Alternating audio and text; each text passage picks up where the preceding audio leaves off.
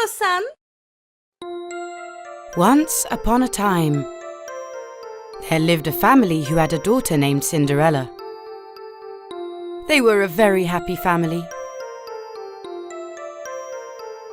However, once their kind-hearted mother suddenly passed away, their happiness came to an end. Cinderella's father married another woman soon after. The woman had two spoiled and spiteful daughters. They were just as unkind as their mother. They all came to live in the house. Cinderella now had two stepsisters and a stepmother. Everyone loved Cinderella, who was incredibly kind and beautiful. She had long blonde hair, ocean blue-coloured eyes, and delicate feet and hands.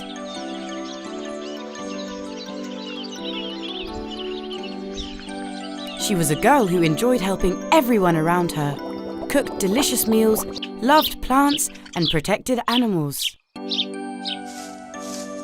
Out of jealousy, the stepsisters made sure to make Cinderella's life miserable. They made her do all the housework and used her as the housemaid. Her only friend was a tabby cat. When she finished her chores, she would take her cat on her lap, sit by the fireplace and tell him about her misfortune. She always told him how much she missed her mother. That's why Cinderella was nicknamed Cindercat. Unfortunately, soon after, her father died too. The stepsisters and stepmother gave Cinderella a room in the attic. You can't stay on the same floor as us. You're better suited up there. Please, let me and my cat get warmed up by the fireplace.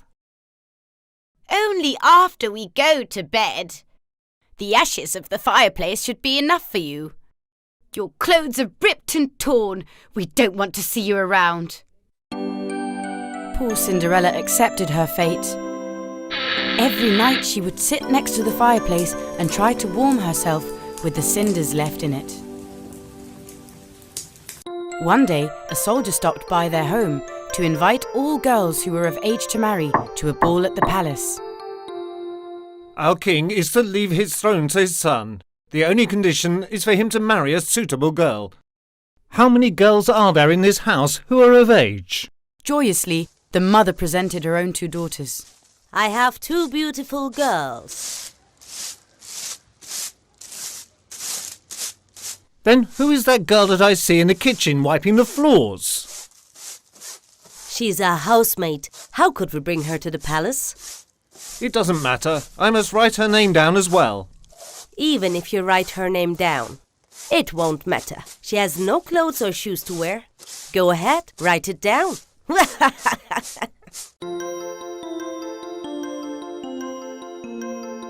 Cinderella begged her stepmother. Please, give me one of my sister's dresses, so I can come too. No, you will not go. You will clean the floors until we come back.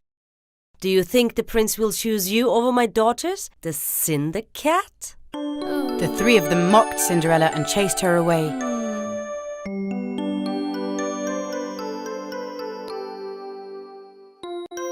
Finally, the day of the ball arrived. Ooh!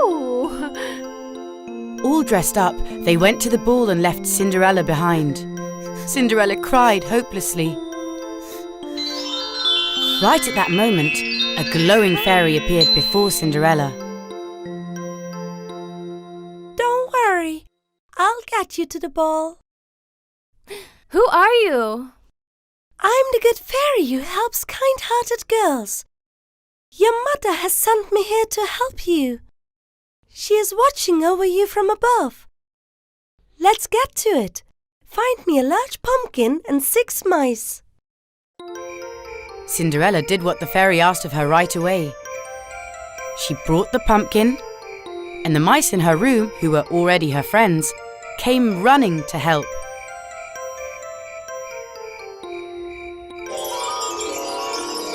With the wand in her hand, the fairy turned the pumpkin into a fantastic carriage.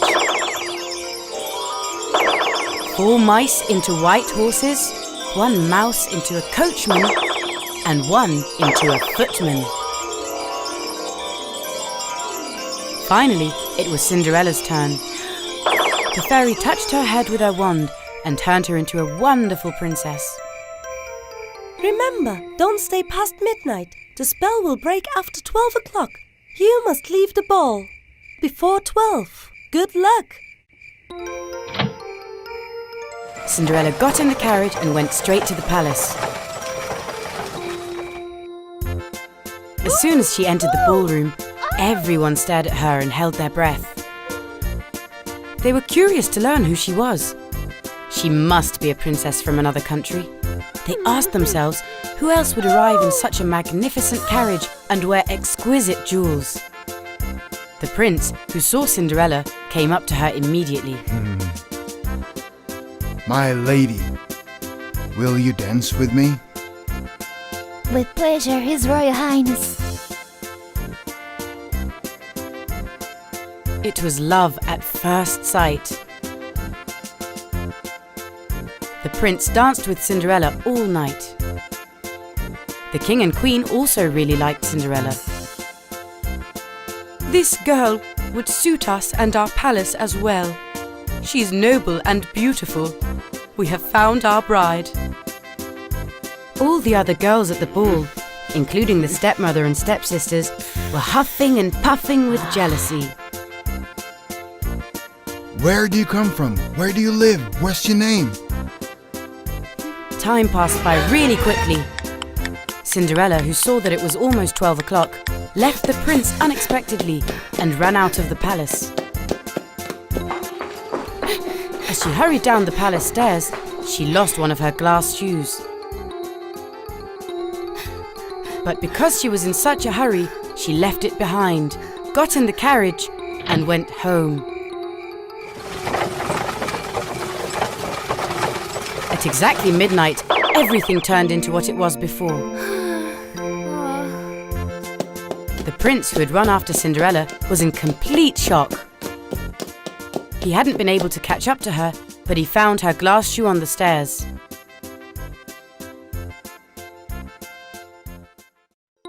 When Cinderella came home, she was surprised at what she saw. The house was sparkling clean. There was even a hot soup brewing on the stove. The fairy had sorted this out too. When Cinderella went to her room, she was very sad. But what now? I'll never be able to see the prince again. Don't worry. Everything will be okay. Meanwhile, the prince thought only about the beautiful girl who had run away from the ball. I must find her. I will take no other as my queen.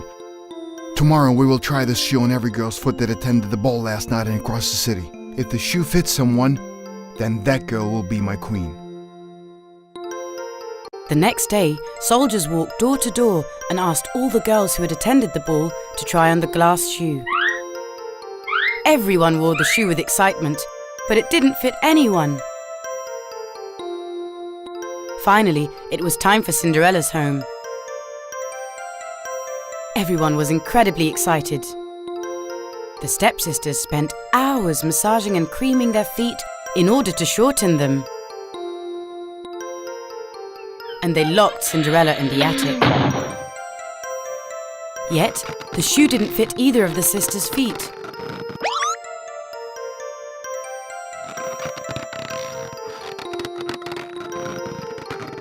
Come on. Just as the soldiers were about to leave, they heard a sound from upstairs. Cinderella had managed to catch their attention by knocking down a cupboard. What's that sound? Who's upstairs? The house cat. There's no one. No cat can make such a noise. Don't lie. Let's go upstairs and have a look. Immediately. Huh? They got Cinderella out of the locked room and asked her to try on the glass shoe. Oh. The shoe fit perfectly.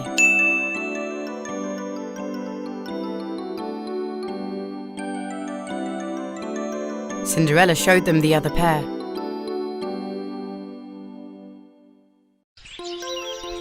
The soldiers knew that they had found the princess and ran to the palace to deliver the good news. The prince joyously arrived at Cinderella's house and recognized her right away. Will you marry me and be my princess? Having received the answer as yes, he took her to the palace. Everything Cinderella happened just told him like I about told you everything once, that had happened to and her. everything was fine. They got married with a wedding lasting 40 days and 40 nights. The first thing Cinderella did was to have her tabby cat brought to the palace. They lived happily ever after, and the good fairy looked over them at all times. Once upon a time, in a faraway kingdom, there lived a beautiful queen and a handsome king. The queen was not only beautiful, but she was kind and generous. Her people loved her dearly. She always helped people and wanted her country to always be in abundance. The queen always longed to have a daughter. One day, as she sat embroidering by the window, she daydreamed of her future daughter. In a daze, she accidentally pricked her finger with her embroidery needle. The blood from her finger dripped onto the white fabric she was embroidering. At that very moment, a shooting star crossed the sky. The queen made a wish. Dear God, please send me a daughter. Let her be so beautiful that everyone admires her. Let her have pink cheeks, black hair like mine, her lips as red as this drop of blood, her eyes as bright as diamonds, and her skin as white as this very cloth. She should always smell like the flowers in my garden. Let her teeth be as white as the pearls on my neck. A short time after that, her wish came true, and she shared the good news with the king and announced that they were expecting a baby. My queen, wish what you will from me. I'll get you the most wonderful gift. My health is not as good as it used to be. What I ask of you is to protect our child from all evil. Please promise me that you'll protect her. There's nothing more I wish for. When the time came, the queen gave birth to a very beautiful girl. Just as she had wished for, her daughter had black hair, red lips, bright eyes, skin as white as snow, and smelled like flowers. They named her Snow White because of the whiteness of her skin. Soon after, the queen's health deteriorated and she passed away. The young king was very sad. While he mourned his beloved wife, he also tried to raise Snow White as best he could. When Snow White turned 5, a big ball was organised at the palace. The king was celebrating his daughter's birthday and also choosing a new queen. At the ball, there was a beautiful woman who had magical powers. She used these powers to dance with the king and cast a spell on him and married the king and became the queen. Snow White's stepmother was a very beautiful woman, but she was also vain, cruel, and evil. From the day she arrived at the palace, she despised Snow White. She saw her as her rival. The queen also had a magic mirror. She always consulted the mirror about the future and would ask, Mirror, mirror on the wall, who's the fairest of them all? My dear queen, it's you. You're the most beautiful woman in the world. And so, time passed by. Snow White became a very beautiful young girl. Those who saw her could not look away. As she strolled in the palace gardens, the wind that brushed her hair would spread her flowery scent. Birds and butterflies would always follow her around. And her voice was so heavenly that when she sang, birds in the gardens would go silent and listen to her. One day, the queen asked her mirror, Mirror, mirror on the wall, who's the fairest of them all? My queen, you are very beautiful, but the most beautiful girl is Snow White. The jealous and cruel queen got so angry that she hurled the bottle in her hand at the magical mirror.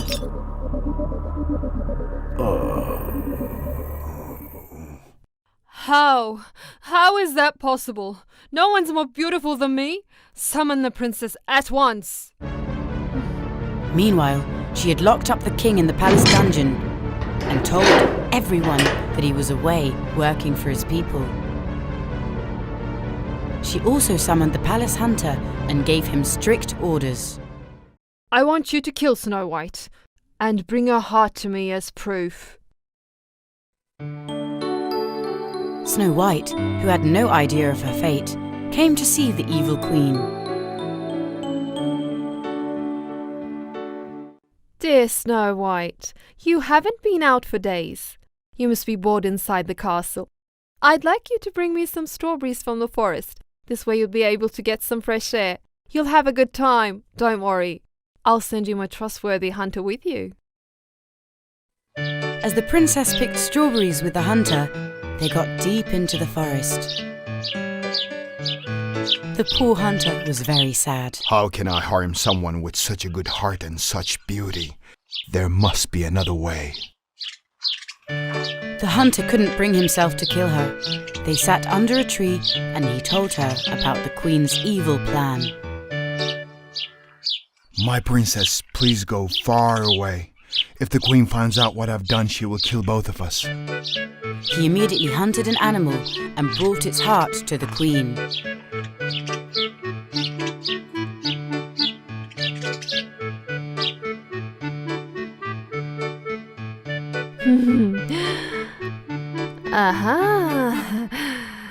The princess spent the night under that tree. She was so scared. At dawn, she went on her journey. After a long walk, she reached a small house and went inside. She looked around in amazement.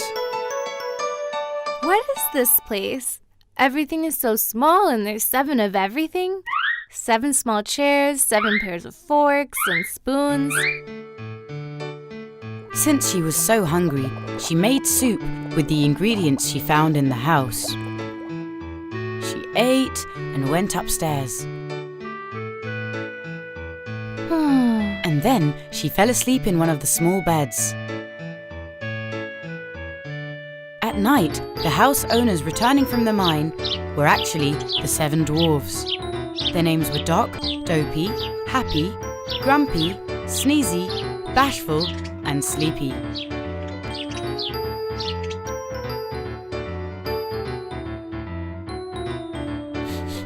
Hey, what's this?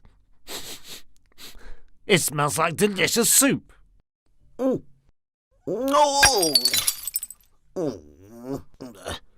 It's like someone entered the house. Come! Look! There's a girl sleeping here! The commotion woke up Snow White.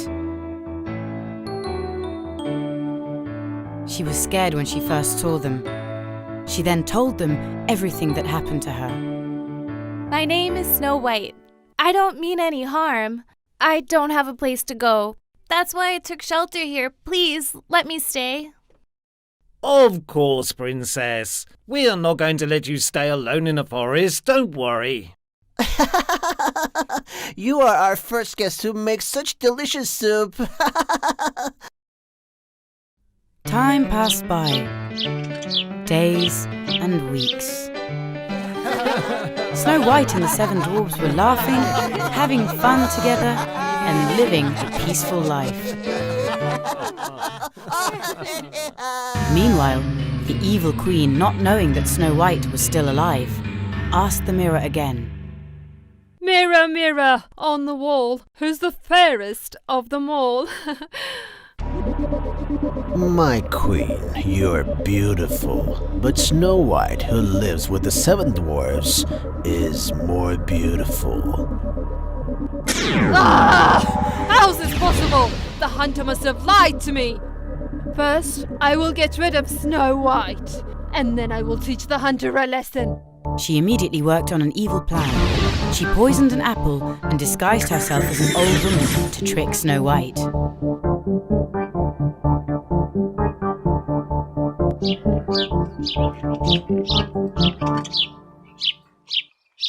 Hello? Anybody home? I'm so hungry and I ran out of food. The 7 dwarfs had warned Snow White to not open the door to anyone. But Snow White felt sorry for the old woman that came to her door, and so let her in without a doubt. Please come in. Welcome. Thanks, my child. I got so tired and hungry in the forest. Do you have something to eat? Yes, of course. I have some soup. After finishing her soup, the evil queen, disguised as the old woman, offered the poisoned apple to Snow White. The princess took a bite and fell on the floor, falling asleep.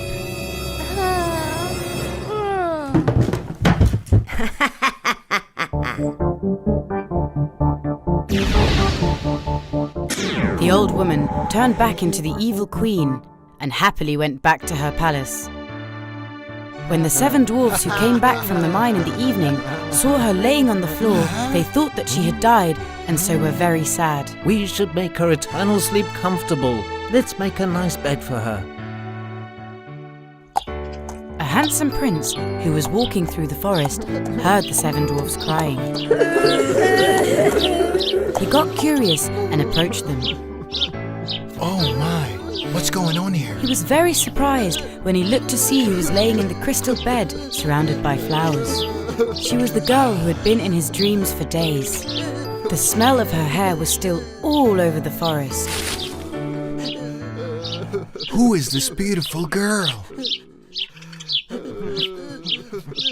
Her name is Snow White. We haven't been able to wake her up. They told the prince everything that had happened. The prince lifted the crystal cover to give a farewell kiss to the girl of his dreams. He kissed her on the cheek. At that moment, something unexpected happened. The spell broke and a miracle occurred. Snow White opened her eyes and got up in bed. The 7 dwarves and the prince were very happy. You are the girl of my dreams, Snow White. This is the best day of my life. Will you marry me? First, I need to find my father and tell him about everything that happened, and also get his blessing. They went back to the palace and got the king out of the dungeon. The evil queen fled in fear. The prince and Snow White got married and lived happily ever after.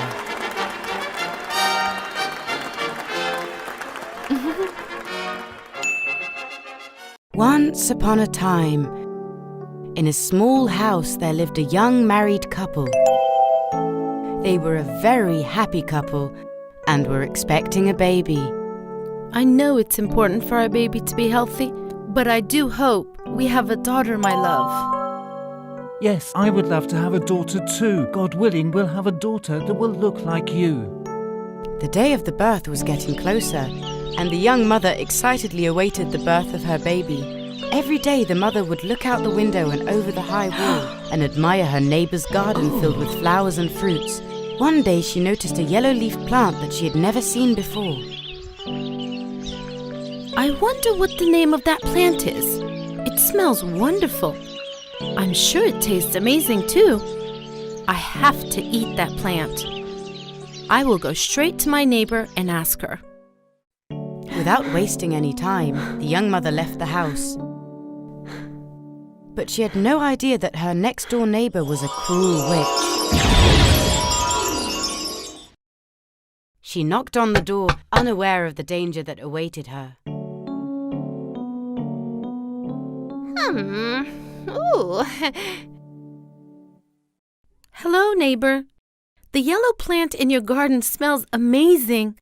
I'm pregnant and really craving for it. Is it an edible plant? Of course. I can give you a little. It tastes incredible and it's really good for humans. Then it'll be good for my baby too. Of course, dear neighbour. Especially for expecting mothers. But remember, because it's so valuable, you may only take one.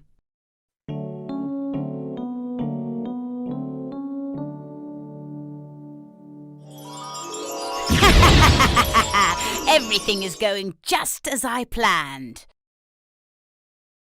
The young woman finished eating the piece she had taken as soon as she got home, but she wanted to eat more. Bring me more. If I don't eat it, I can't have this baby. Don't worry. I'll do everything I can to bring you more of that yellow plant. As night fell and it got dark, the helpless husband climbed over the tall wall and took the plant that his wife wanted. This went on for some time. Every night, the young man secretly entered the garden, but he was uneasy about entering his neighbour's garden without permission. The bad witch had actually grown this plant to set up a trap to them. She knew that her neighbour was expecting a baby and that she would definitely crave for this with its smell. She had her eye on the baby for a long time. She was going to take the baby one way or another. One evening, as the man entered the garden again, the witch caught him red-handed. She now had the appearance of a witch. She was very ugly and was extremely scary-looking. The poor man was frightened. Please forgive me. My wife is pregnant and she can't stop eating this plant. I was forced to do this because you said she could only take one. I know this is wrong, but if she doesn't eat it, I'm afraid that my wife will die. I'm in a very tough situation. I'll accept your apology only with one condition. You must give me the baby that is to be born. If not, I'll destroy all of you. The man had to accept this condition. When the time of the birth arrived, a beautiful baby girl was born. The witch went to their house immediately. Her name shall be Rapunzel. You shall raise her until she turns 1. In exactly 1 year, I will come and take her from you. The helpless couple accepted.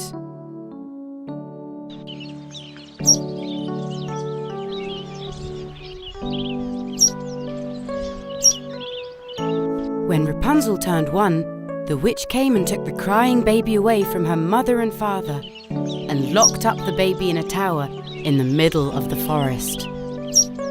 She was going to raise the baby there. Many years passed. Rapunzel was now a beautiful young girl. As she had never cut her hair, it was several meters long. Her hair was golden blonde. She had deep green eyes. Whenever the witch went to the tower, she would call out to her. My dear blonde-haired girl, I'm here. Let your hair down. Rapunzel would throw her long braid down, and the witch would climb up to the tower using her hair. Rapunzel thought that the witch was her mother. As she had never seen anyone else other than the witch until now, Rapunzel thought that she and her mother were the only ones in this world. She had a wonderful voice. She sang all day long until nightfall. Her voice echoed across the forest, and all the birds would fly to the window to listen to her. Birds were her only friends. One day, a prince was wandering around the forest.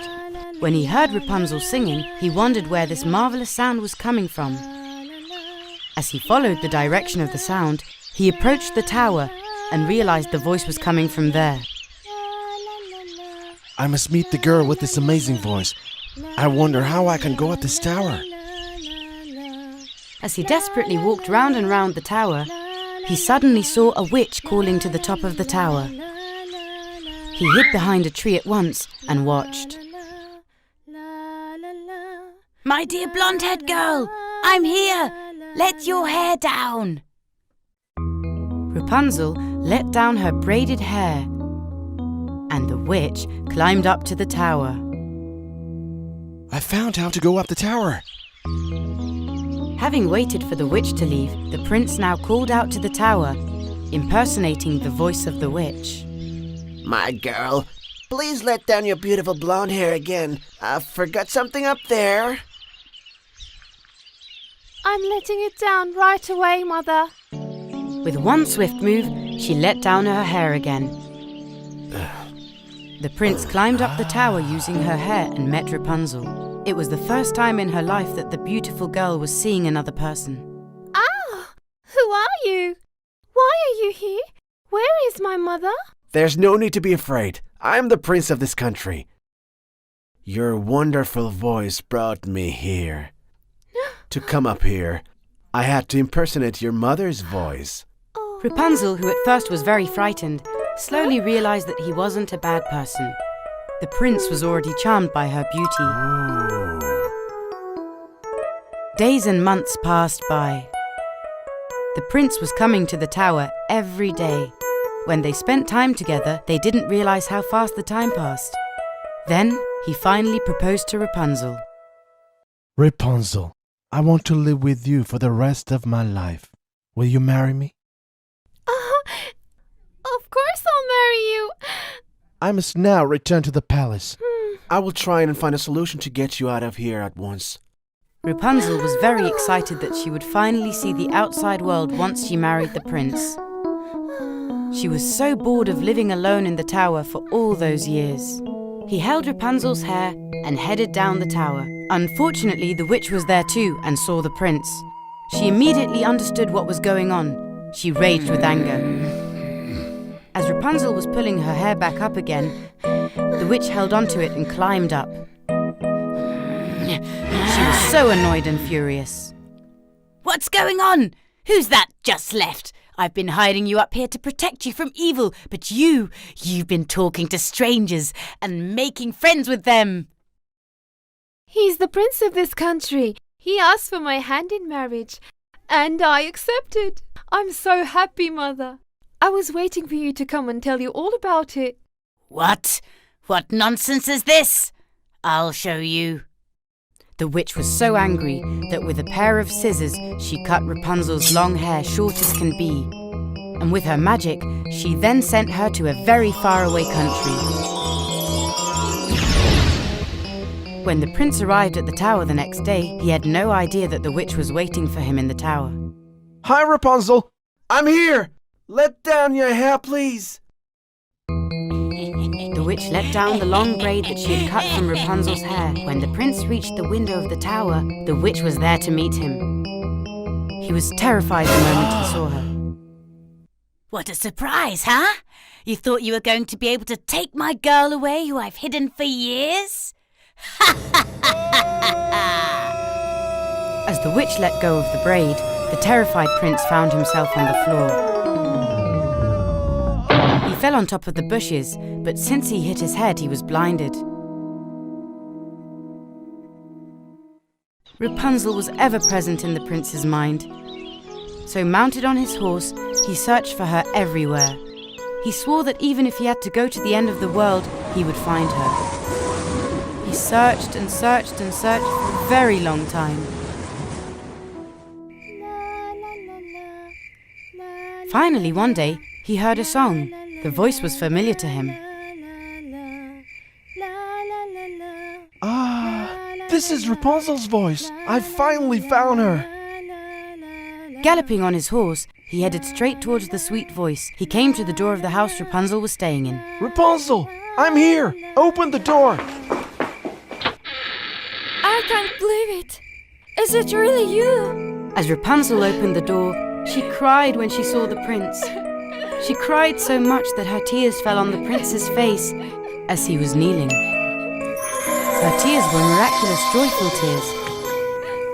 Suddenly, the blind prince opened his eyes. They hugged each other joyfully and celebrated this miracle. The prince was finally able to propose officially. They returned to the palace and started preparing for the wedding. Upon their return, Rapunzel and the prince looked for her real parents so they could share their news. They were incredibly happy to be reunited with their daughter after all these years. They had a beautiful wedding and they all lived happily ever after.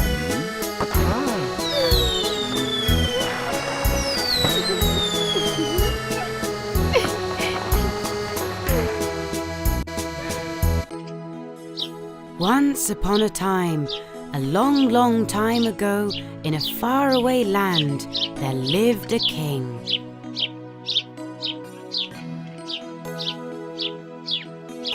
This king had 12 daughters.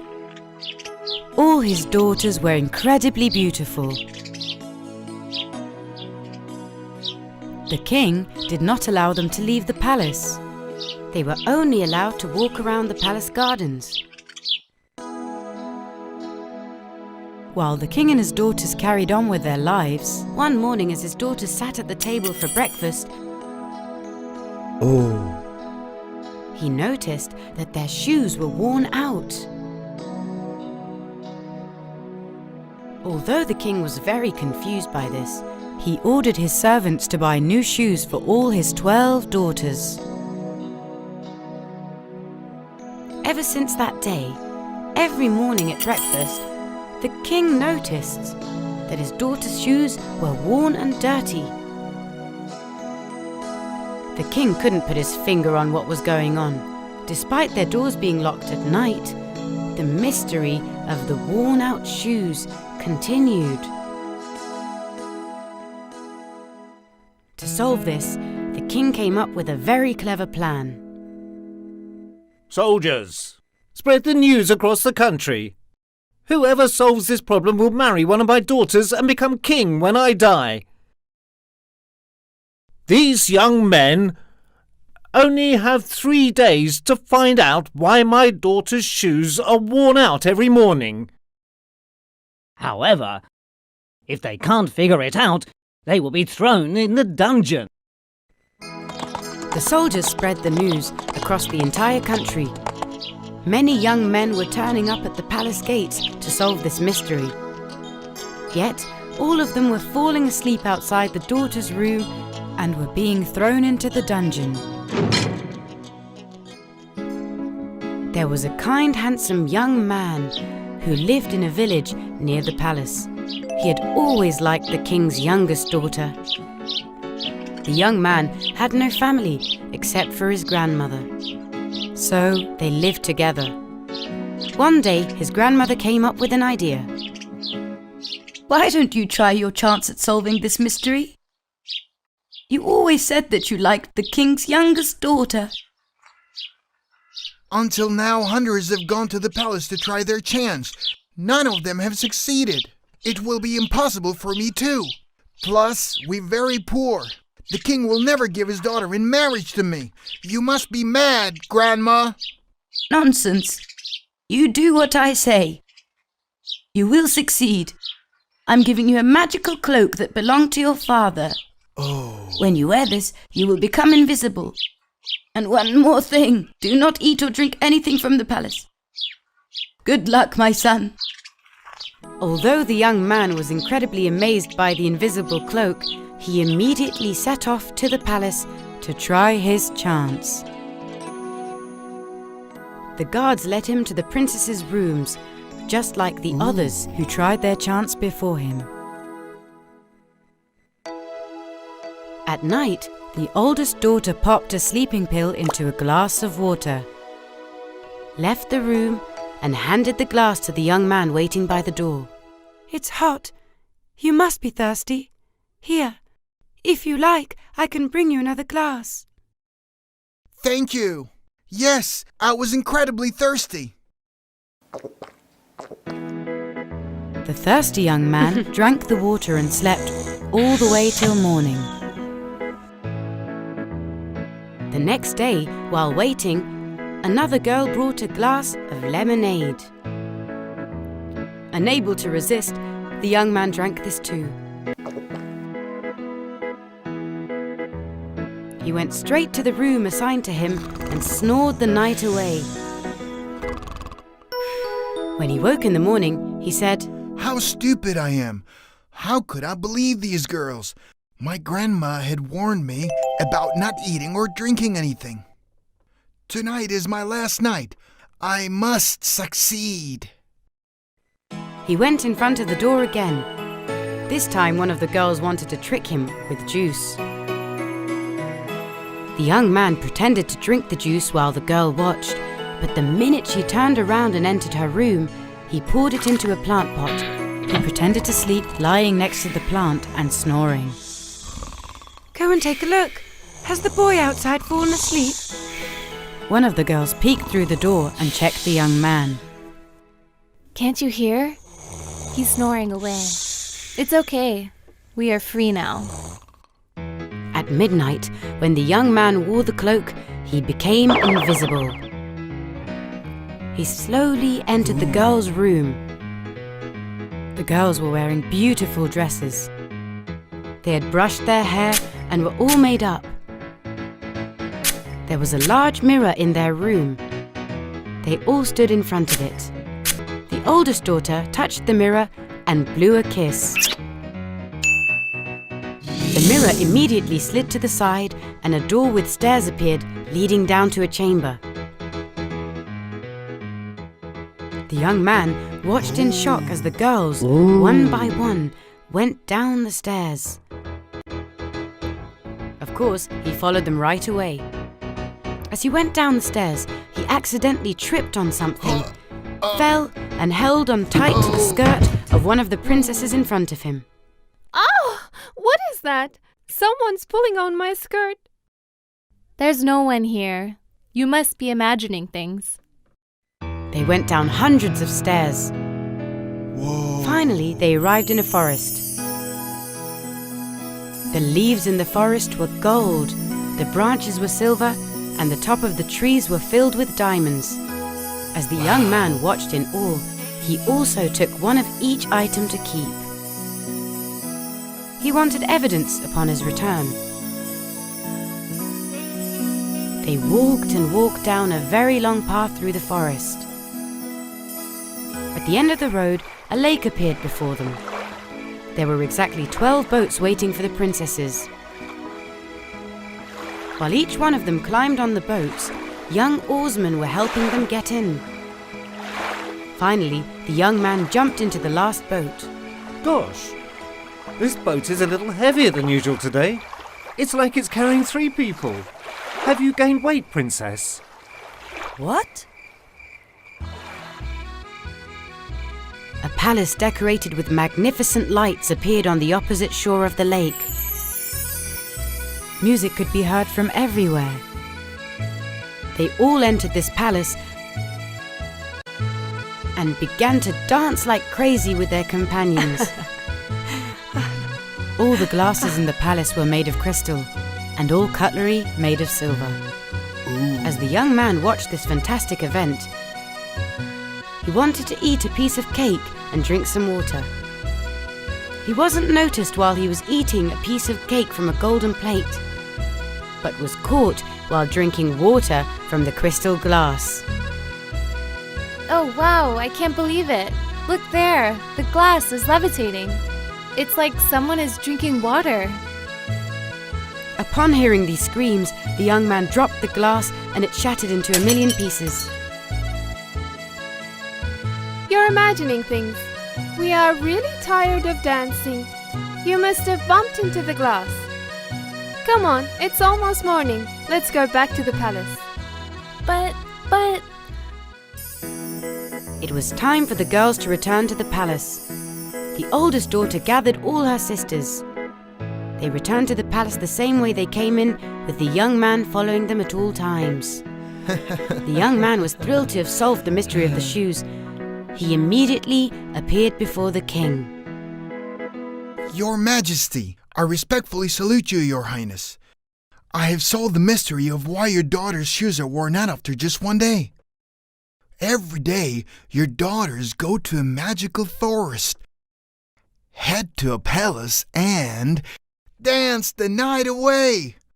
This is why their shoes are worn out. The king was shocked at this news, and didn't want to believe what he heard. Today was your last day. How could I know that you're not lying to me in order not to get thrown in the dungeon? Sir, I have plenty of evidence. A silver tree branch, a gold leaf, a fruit made of diamonds, and a crystal glass. The king was surprised at what he saw, but was also pleased that the mystery was finally solved. He followed the young man down the path, went to all the places they had been, and saw with his own eyes that the young man was telling the truth. Yes, you were right. Tell me, which of my daughters do you want to marry? Your Majesty, if she also accepts, I would like to marry your youngest daughter. And of course, if you see fit. The young man and the young princess lived happily ever after. The young man also had his grandmother brought to the palace, since he owed her everything. Even though the other girls weren't so pleased with what had happened, they promised that they would never go anywhere again without permission. Once upon a time, there lived a rich merchant. He was so rich that he didn't even know how much money he had. This merchant had 3 daughters. 2 of them were selfish, lazy, and unkind, but the third one was incredibly polite, generous, and loving. With her flowing brown hair and big green eyes, she was both beautiful and of good character, so her father simply called her Beauty. Beauty never wanted to upset her father. Her sisters, on the other hand, only thought of money, dresses, and jewels.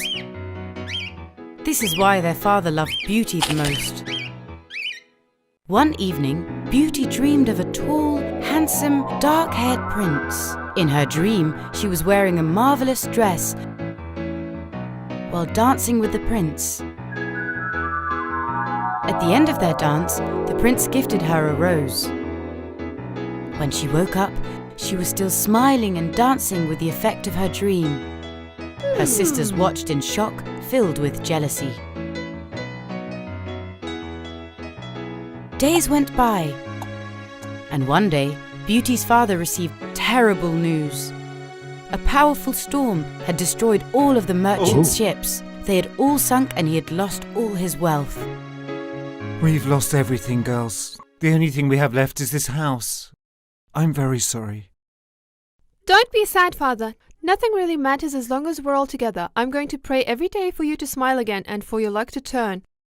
I hope that sometime soon we will be rich again. Not long after, they received good news that one of their ships hadn't sunk. Upon hearing this news, their father, with joy, headed to the port. We're probably safe now. We're rich again. After I sell all the merchandise, what would you like me to bring you? Beautiful dresses and shoes. Precious jewels. My dear father, just come back to us safe and sound. I don't want anything. But if you can bring me a red rose, I'll be very happy. The merchant bid his girls farewell and went to the port. But when he arrived, he couldn't believe his eyes. The ship was destroyed and all the merchandise had fallen into the sea and was lost. So, nothing had changed. They were still poor. Sadly, on his way back home, without realizing, he entered the forest. For some time he tried to find the road, but at this point, he and his horse were both very tired. Suddenly, he spotted a light in the distance. It was getting dark, so he hurried and headed towards the light.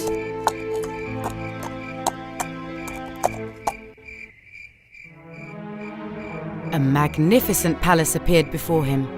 It was a palace with lights all around it and a huge garden. The palace had a mysterious feel. When the merchant arrived at the garden gates, they opened spontaneously. Going through a path with lots of trees, he reached the door of the palace, which also opened spontaneously.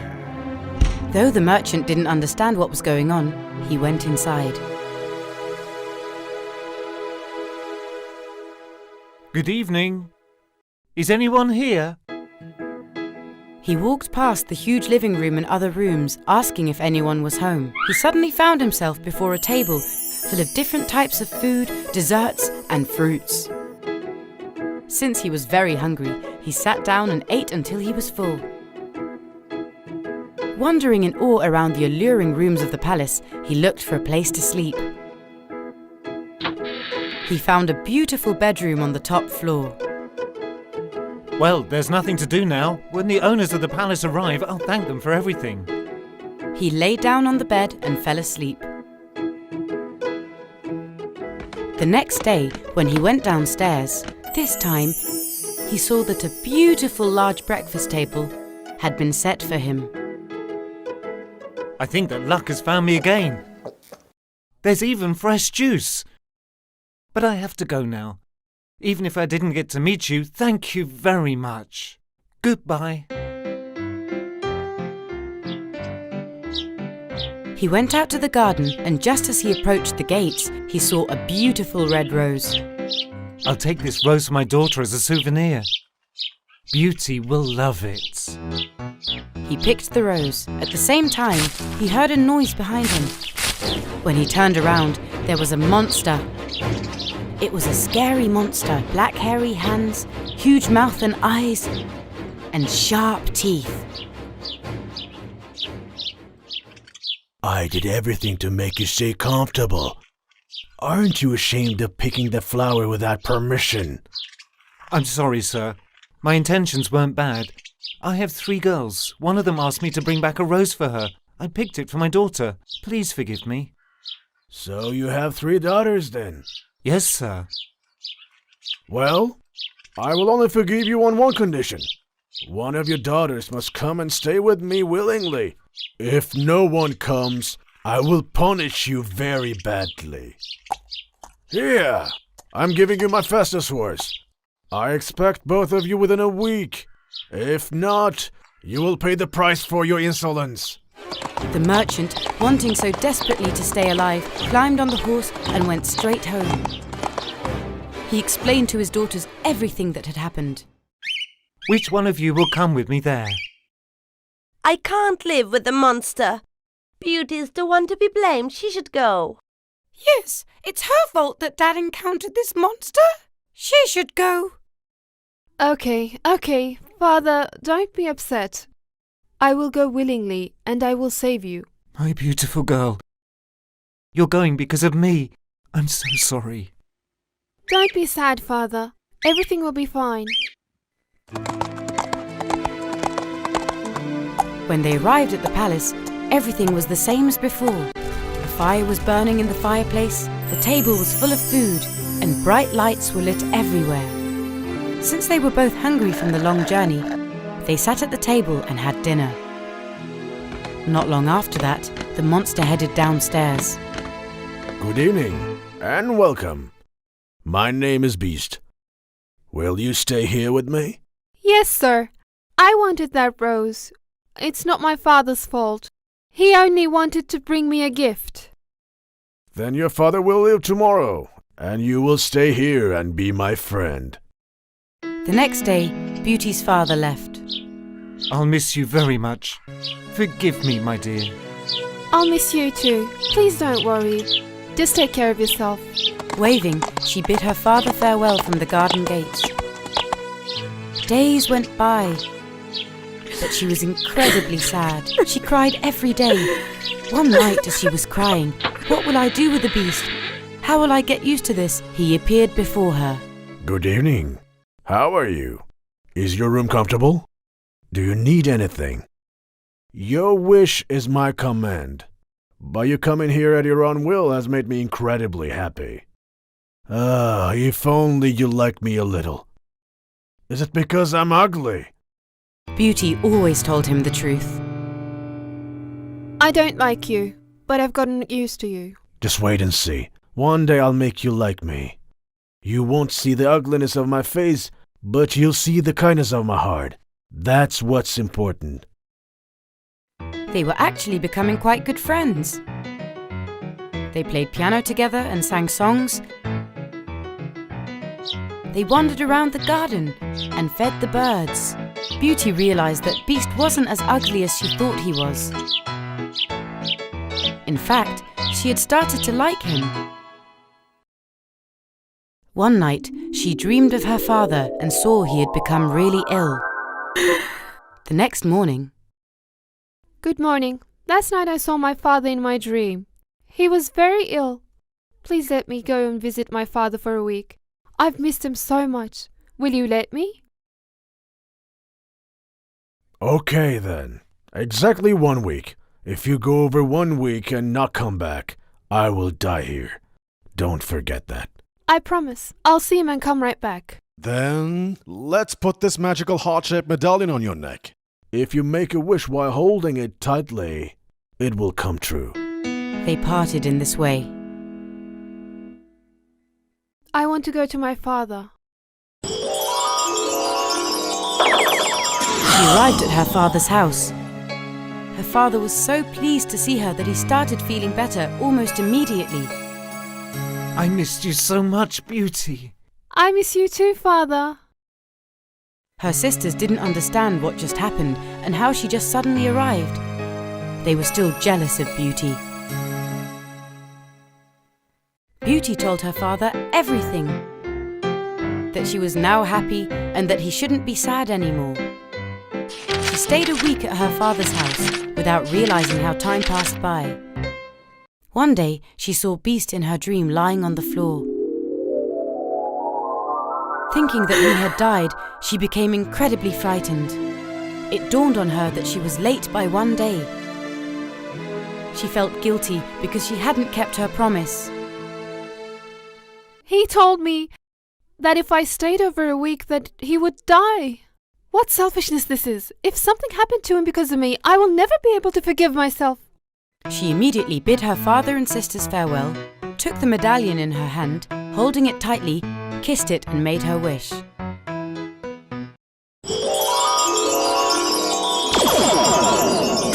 She found herself in Beast's palace. Beast was on the floor with his eyes closed. Helpless, Beauty had no idea what to do. I shouldn't have left you alone. Please forgive me. Beauty, thinking that she had lost Beast, kept on crying. Suddenly, Beast opened his eyes. I finally realized how much I love you. Can you really love someone as ugly as me? Of course. I will never part with you again. Then will you marry me? Yes, yes. Suddenly, with a blinding light, Beast's face started to change. A handsome prince took his place. He was tall with thick dark hair. Oh, you're the prince that I was dancing with in my dream. Yes. An evil witch turned me into the beast. The only way for the spell to be broken was if a girl accepted my hand and married despite my ugliness. Thank you for saving me, Beauty. Not long after that, the prince and Beauty got married. They brought her merchant father and her sisters to the palace as well. They lived happily ever after. This was a victory of inner beauty. Once upon a time, in the deep sea, there was an underwater kingdom. The king watched over the kingdom along with his 6 beautiful daughters and his elderly mother. All the sea creatures lived peacefully and happily together.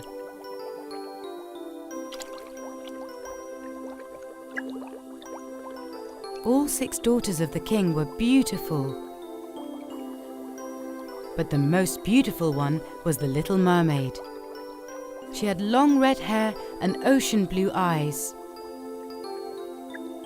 Their father would gather them around his throne every night, and they would chat while sipping their seaweed tea. The king's greatest fear was that his girls would fall under the spell of the sun and choose to live above water. Because when a mermaid turned 18, she was allowed to swim to the surface and watch the world while enjoying the sun and the wind. My dear girls, according to the rules of our sea kingdom, it is forbidden to talk to humans. Their lives aren't like ours. We belong to the sea, and they belong to the land and air. Don't ever go near them. But Father, even if they're different from us, I'm really curious about humans and want to see them. Of course, my little girl. You're almost 18. By listening to my word and without breaking the rules, one day you two will be able to go to the surface and watch the world while enjoying the sun and the wind. The Little Mermaid's sisters would always tell her about everything they saw when they came back from the surface. You know what, little sis? There's a wonderful breeze up there. The sun is really warm. As huge ships pass by, we play with dolphins and we sunbathe on the rocks without letting anyone see us. There was nothing the Little Mermaid could do but to daydream and wait for her 18th birthday. I'm so excited, sis. I know I have to wait.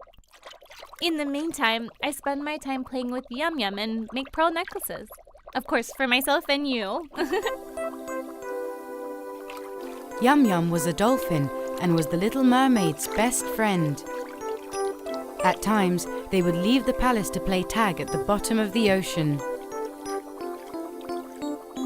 Yum Yum can't catch me, if I hide can't find me. Yum Yum can't catch me, if I hide can't find me. Yum Yum can't catch me, if I hide can't find me. Yum Yum can't catch me, if I hide can't find me. Yum Yum, come find me. Yum Yum, bet you can't find me. Come here! Stop! Don't swim too fast! I'm going to catch you! Come here! Don't run! Don't run! I'm gonna catch you! You need to swim faster. I don't get it. Are you a turtle or a dolphin?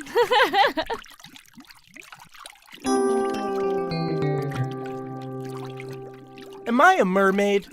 No one can swim as fast as you. Come on, let's have a swimming race.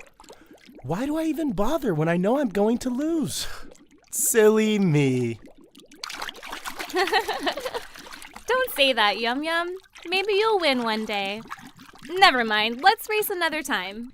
Can you bring me back some more pearls? I want to make necklaces and bracelets for my sisters. While waiting for Yum Yum on her oyster bed, the Little Mermaid's grandmother arrived. Grandma, can I ask you something? Do humans look like us? No, they don't, my dear granddaughter. Humans have legs, and they use them to walk on land. If they don't know how to swim, they can drown in the sea. We also live longer than they do, and we can also live on land. Don't forget, my dear, when the day comes and you go to the surface, make sure no one hears your voice. Because one of our most important features of our voice is that it's magical. So, I won't be able to sing at the surface? What's the harm in it being magical? Those who hear your voice won't be able to leave. Their ears won't hear anything but your voice. They will wait until they see you. Come on, it's very late, and that's enough information for now. Good night, my dear. Finally, the big day had arrived.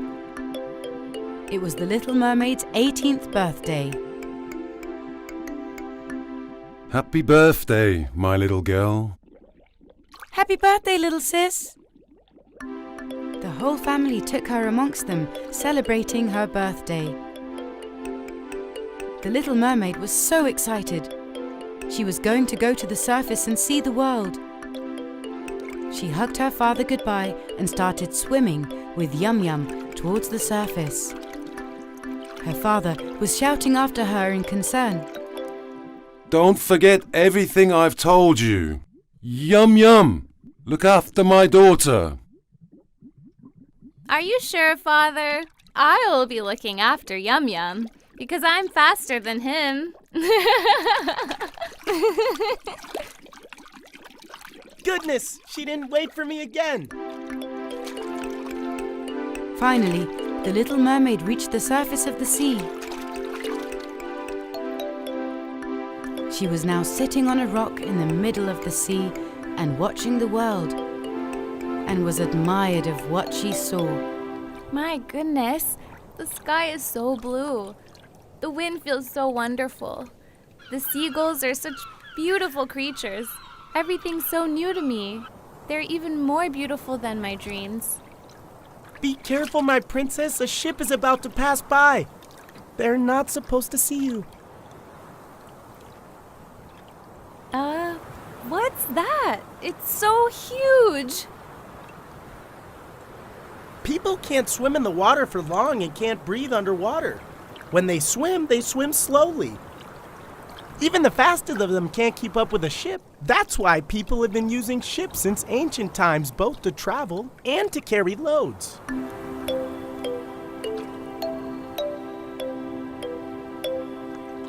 And who's the one watching the sea in front of the ship? I think this is a ship from the kingdom above, and that must be the prince of that kingdom. Be very careful. He's looking this way. Suddenly, the little mermaid felt like singing. With her magical, wonderful voice, she started singing.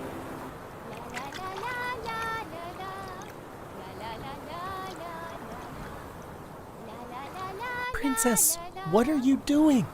I hope the prince doesn't hear you singing. If not, he'll never leave until he finds us. Do you know that? But the little mermaid couldn't help herself, and she kept on singing. She couldn't help herself from the prince's charm. The prince was also enthralled by the voice of the little mermaid.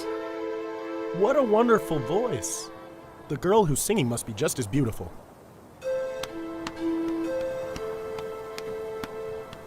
Point the ship towards the rocks. The voice is coming from over there. But, my prince, it's very dangerous to sail the ship towards the rocks. It might hit the rocks and get damaged. The weather's also turning, and there might be a storm any minute now. Are you sure? I need to find that girl. Do whatever it takes. Yes, your majesty. Head towards the rocks. May God protect us. The little mermaid hid behind the rocks. The prince didn't see her, but saw the pearl bracelet that she had dropped while escaping. He shouted out to his men. Quick! Go on to land and bring me that pearl bracelet. She was a beautiful mermaid, I'm sure.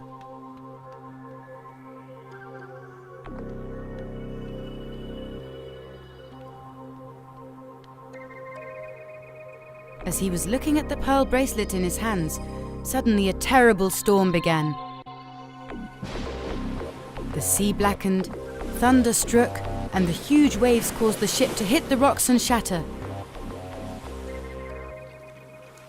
And the prince fell into the sea. Help Yum me. Yum, the prince fell into the sea. Hurry, we need to save him. The little mermaid and Yum Yum dived into the sea and saved the prince, taking him to the shore. Please, open your eyes. I saved you. Please. Please.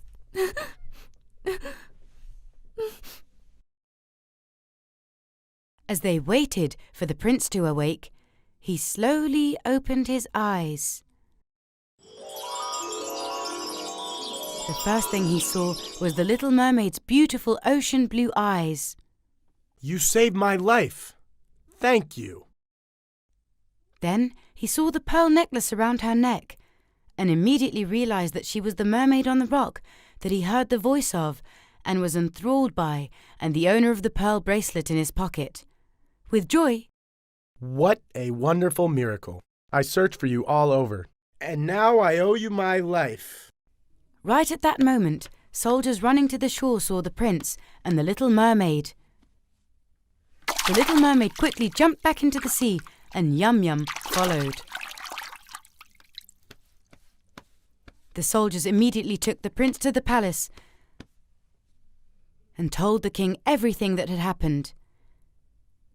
Every day, for hours, the prince watched the sea from his balcony, wondering if the little mermaid would come back again. The little mermaid who returned underwater was so unhappy that she stopped eating and drinking. She shared her secret with Yum Yum, her best friend. Yum Yum, please go to the beach and bring me news from the prince.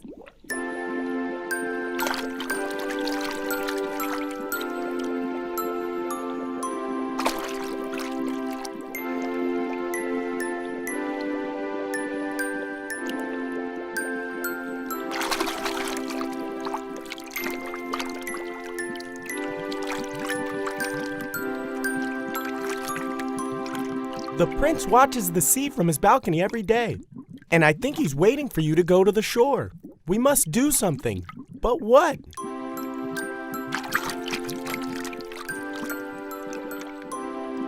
The king was very furious when he saw his daughter like this, but was also very sad. My dear, you have broken the rules of the sea. You were not supposed to get close to any humans. You should have listened to your elders. What's happened to you? But Father, aren't you the one who said that we must act kind to all creatures? If we hadn't saved the prince, he would have died. Yes, you are right. But, according to the laws, you shouldn't have approached anyone. You are grounded.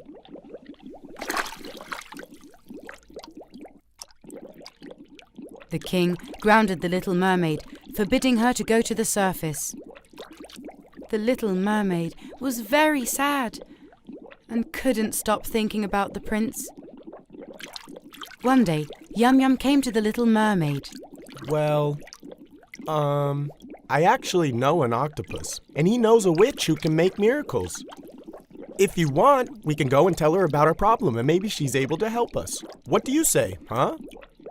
Then let's go right away. I was grounded for 1 month, and it ends today. I can go to the surface again.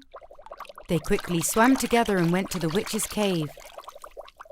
It was a dreadful place filled with snakes, scorpions and spiders that could live underwater. The witch wasn't so different from them.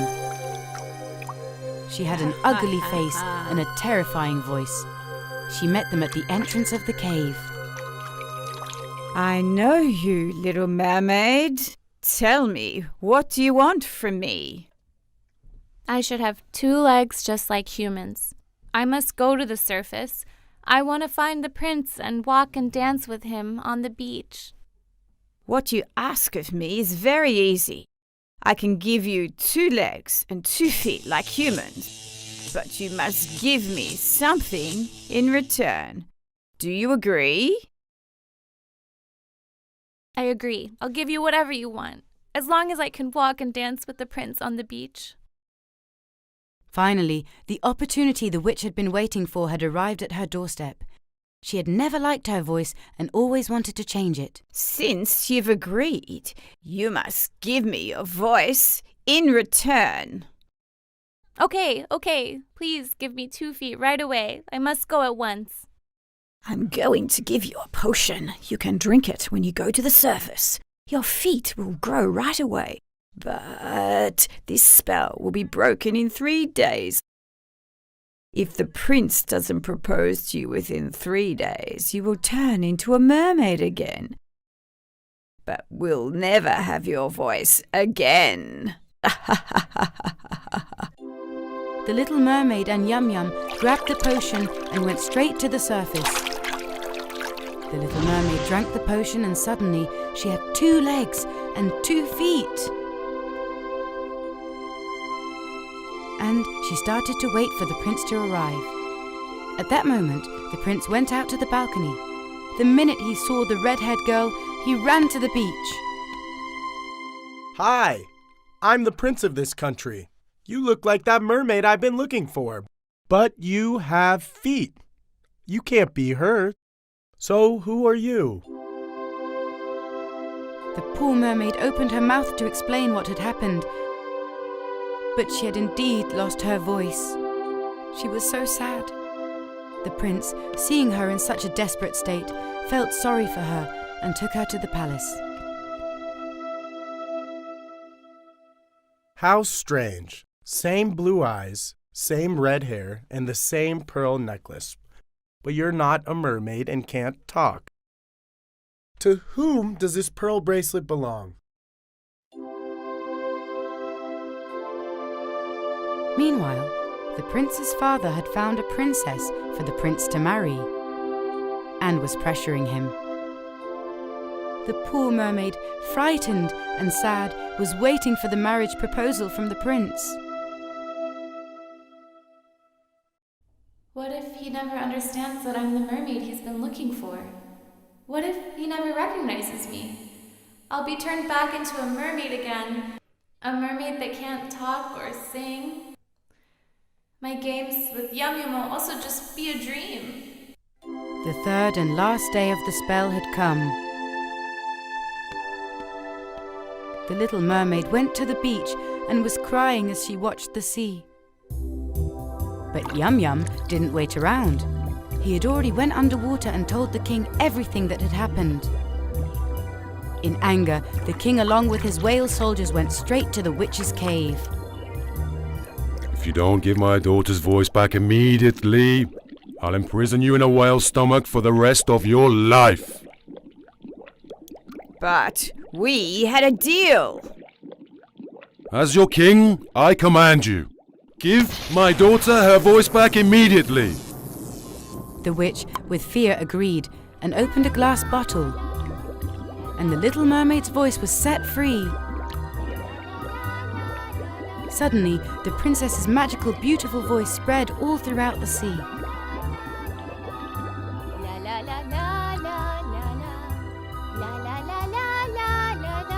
The little mermaid, who was crying on the beach, suddenly heard her own voice coming from the sea.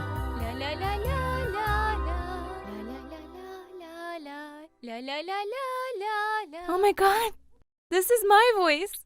I can talk now. Then she saw her whole family sitting on a rock, waving and blowing kisses at her. The little mermaid was now a girl with an amazing voice and with feet. The king called out to her from the rocks. Love is sometimes more important than all the rules, my dear. Go run to the prince and introduce yourself and be happy from now on, as your family will often come here to see you.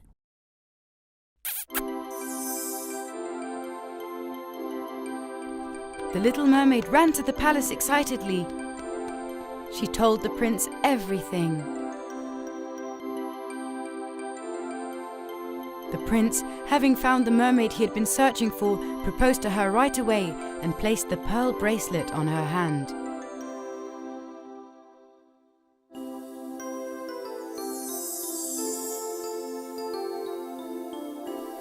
The prince and the little mermaid got married, and the little mermaid was now the princess of the land too. Every morning when the little mermaid woke up, she would call out to her family in the sea from the palace balcony and say thank you for everything and wave to them. The prince and little mermaid princess lived happily ever after.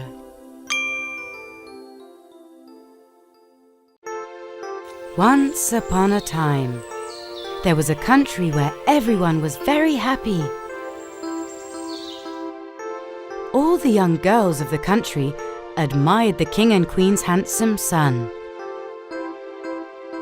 The young prince was tall, had green eyes and black hair, and was also kind-hearted. The king and queen had raised him very well. The prince had become a young man who was a skilled rider and a swordsman. He was an avid reader and an excellent piano player. But since he was a perfectionist, he couldn't love or marry anyone. Mother, the girl I marry needs to be a real princess. She needs to be sensitive, polite, and have proper manners. She must be beautiful inside and out. She has to have a melodious voice, so she can accompany me while I play the piano. Indeed. She must also be someone who thinks of the interests of her country, who helps everyone and acts fairly. You're right, Mother. She should also love animals and protect them too. Since there was no princess with these characteristics in their country, the young prince decided to seek his princess in other countries. The princess he met in the first country he visited was a very beautiful girl. But one day, as they strolled in the garden, they saw a little puppy sitting under the tree. The princess suddenly started screaming. Ah! Take this dirty animal and throw it out! I don't want to see it in my garden! Her voice was so harsh and scary that the guards rushed and followed her orders. No, this behavior is unacceptable. I cannot marry someone this cruel. He politely bid her farewell and headed to another country. After a long journey, he wanted to rest in the guest house of the palace before meeting the princess.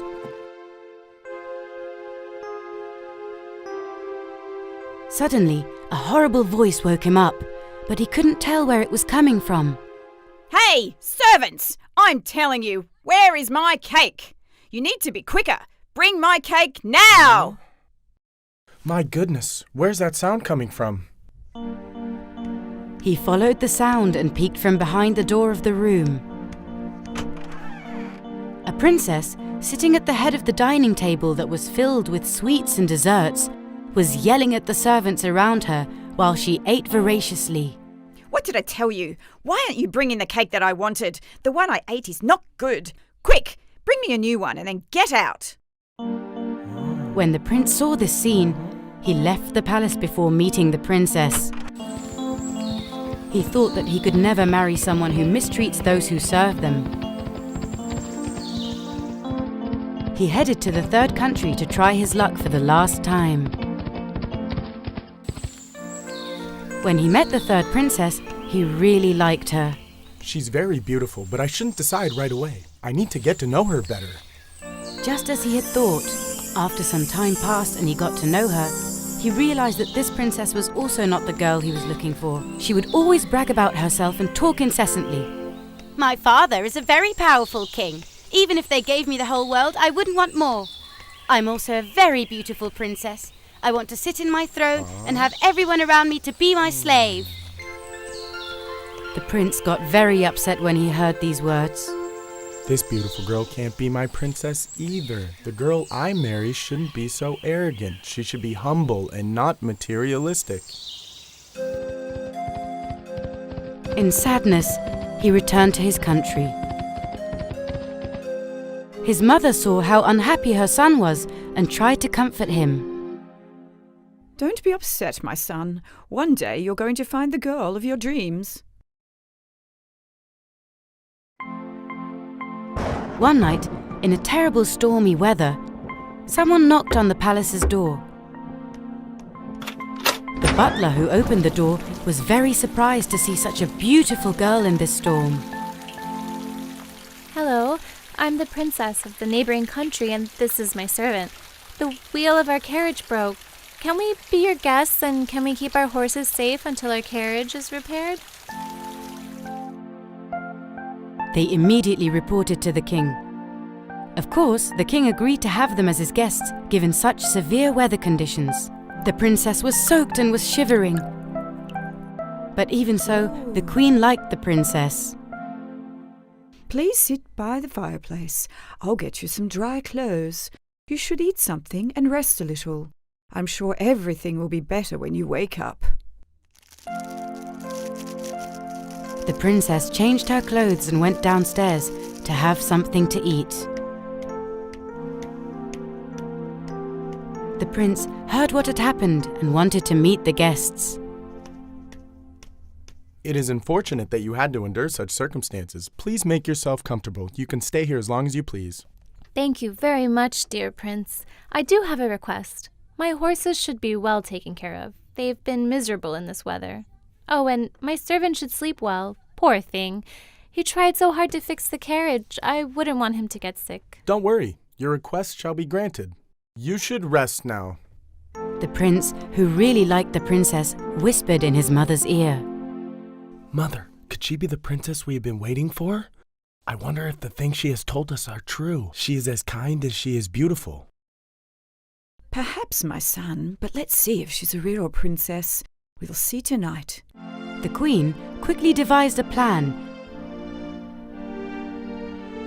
and she had 7 mattresses put on top of each other where the princess was to sleep in. And they put a pea on the bottom of the mattresses. Yes, your room is ready, princess. You can rest now. Thank you very much, Your Highness. Good night. In the morning, while having breakfast, the queen started a conversation with the princess. Good morning, princess. Did you sleep well? Although the bed seemed comfortable, it felt as if I had a huge rock under my back. Unfortunately, I couldn't sleep at all. Upon hearing this, the queen signaled to the prince in approval without the princess noticing. After breakfast, the prince and princess went for a stroll in the garden. The princess told him about her country and her family. She had wonderful plans for her country. While strolling the garden, they saw a kitten. The princess affectionately picked it up and put it in a safe place. Isn't this such a beautiful creature, my prince? When they entered the palace, the prince started playing the piano. The princess accompanied him. La la la la la la la la la la la la la la la la. Her voice was so melodious that everyone in the palace listened with admiration. The prince, who had liked the princess from the moment he saw her, thought that he had found the princess of his dreams. After a couple of days, it was time for the princess to return to her country. My prince, thank you for everything. You've been a great host to me, my servant, and my horses as well. But I must go back to my country. The young prince didn't want her to leave. He was sure that she was the girl he had been looking for, and so he shared with the queen and king that he was thinking of marrying her. Mother, father, I'm sure you are thinking the same. This girl is a real princess. She doesn't give orders and asks politely from her servants, and also thanks them. She loves all creatures. She's polite, good-hearted, and smart. I'm sure she's the one. Okay, son, whenever you like, we will go to her country and ask her father, the king, for his permission for marriage.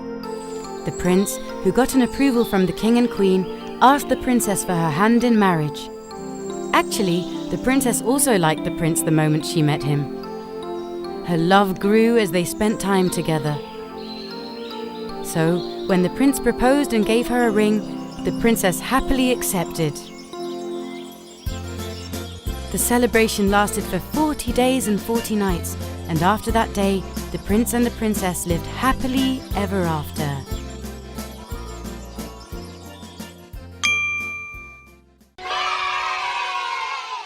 KONDOSAN. Once upon a time, there lived an elderly wife and husband in an old house. The couple had no children, and they both felt extremely lonely. I clean the house, I tidy up, and I make food, and you tend to the trees and flowers in the garden. But once we finish our work and night falls, wouldn't it also be great to have someone else to talk to? Instead, we go to sleep right after we eat. I feel so lonely. You're so right, my dear. It's as if time stands still. We must find something else to distract us. What do you say? Yes, my love, we must think of something.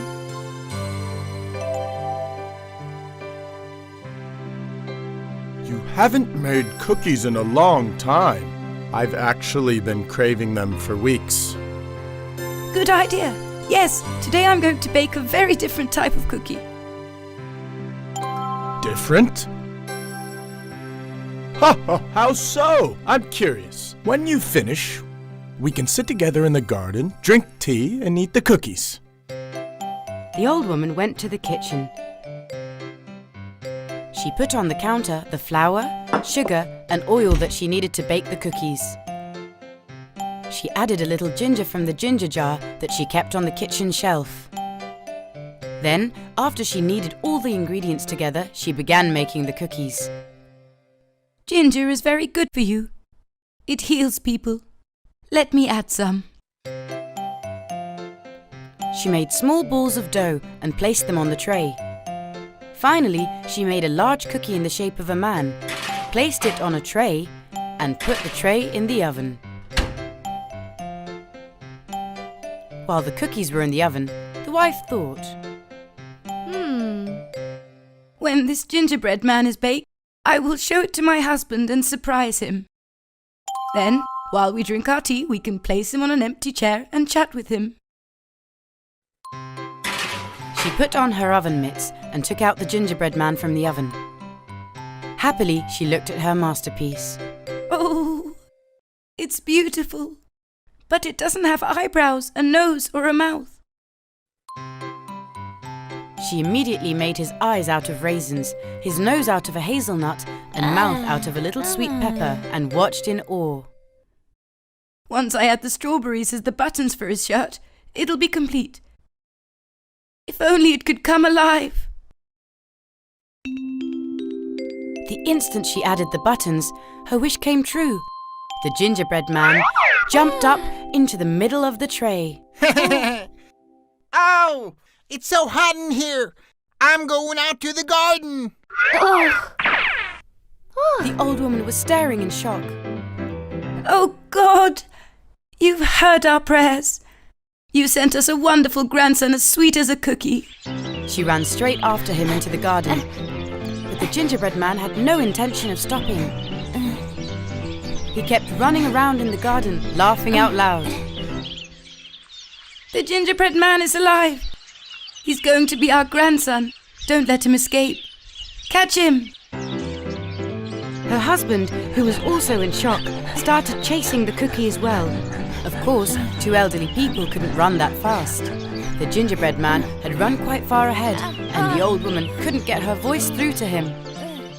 Don't run away, little gingerbread man! We aren't going to eat you. You're going to be our grandson. As the gingerbread man passed a farm, a cow saw him.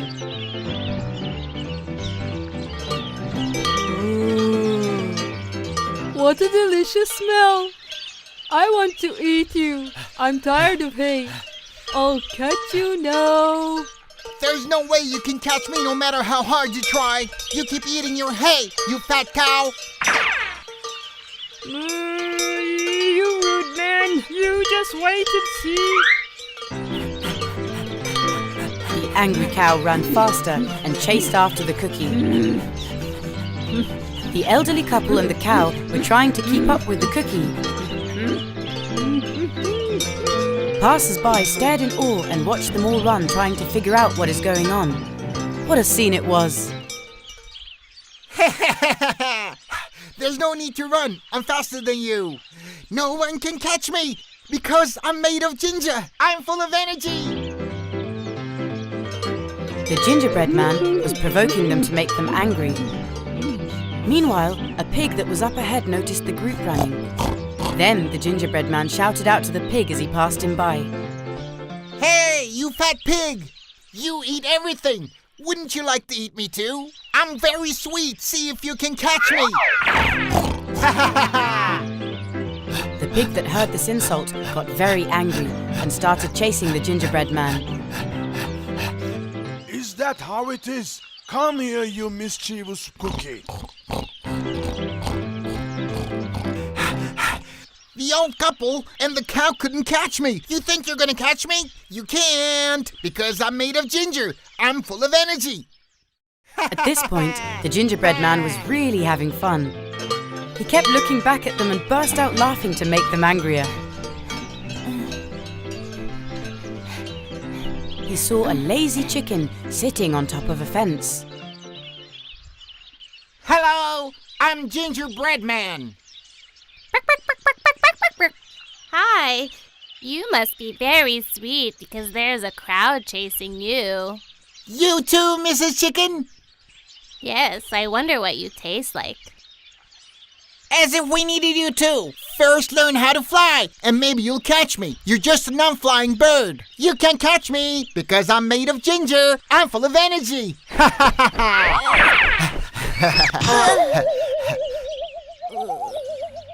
Gingerbread Man kept on running and came across a grazing sheep. Hey you! Grass head cotton bag. Catch me!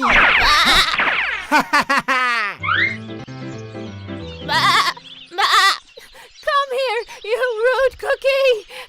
If I catch you, I'm going to eat you in a gulp!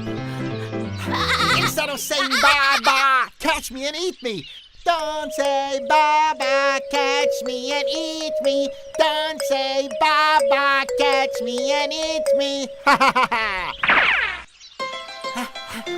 The gingerbread man made it all the way to the end of the road, meaning to the bank of a river. He knew that he couldn't go in the water or else he would melt. While he was thinking of a plan, a fox appeared out of nowhere. The crafty fox was planning to trick him so he could eat him. I can take you across. Come on, get on my back. Don't be scared. Hurry! Oh! Ah! The gingerbread man trusted the fox and jumped on his back. The fox started swimming in the river. Meanwhile, the group that was chasing the gingerbread man reached the bank of the river and watched in awe at the scene. There was a boat tied nearby. The old couple untied the boat and started to row to chase the fox down the river. The old woman knew what the fox was planning to do, so they got as close as possible. My God, please protect my small gingerbread man. The fox started his cunning plan. My dear friend, my back is hurting, so I'm going to sink a little bit more into the water. Come on top of my head so that you don't drown. The gingerbread man jumped on top of his head, and they continued down the river. The old couple shouted, Be careful! Hold tight! Be careful! This fox wants to eat you, don't be scared! Hold Come tight! to us! Don't be scared, come to us! The fox realized that his plan had been ruined, so he shook his head and the gingerbread man flew in the air. The fox opened his mouth as he waited for the cookie to fall in his mouth. But the gingerbread man was quick to act and jumped into the boat. But still, he was afraid of the elderly couple. Don't be scared, gingerbread man. We would never eat you. You are our grandson now. You will be a companion to us. We now have a grandson with whom we can chat with every night. We won't get bored at all, right, my dear? Oh, really? Even after I made you chase after me and I said all those rude things to others? Of course. Everyone can make mistakes. The important thing is to accept your mistakes and never repeat them. Okay, I promise that from now I'll be a very polite gingerbread child. First, I'm going to apologize from all the animals that I insulted. You will be good. They returned home. The gingerbread man was now safe. Together, they lived happily ever after. Once upon a time, in a faraway land, lived a miller who had 3 boys. Before the miller passed away, he divided his possessions among the boys. The oldest son inherited the mill, the middle son the donkey, and the youngest inherited his cat. Oh! The small son was very upset at this. The cat is no use to me. What can I do with him? Don't be upset. One day you'll understand why I've done this. He's a very clever cat.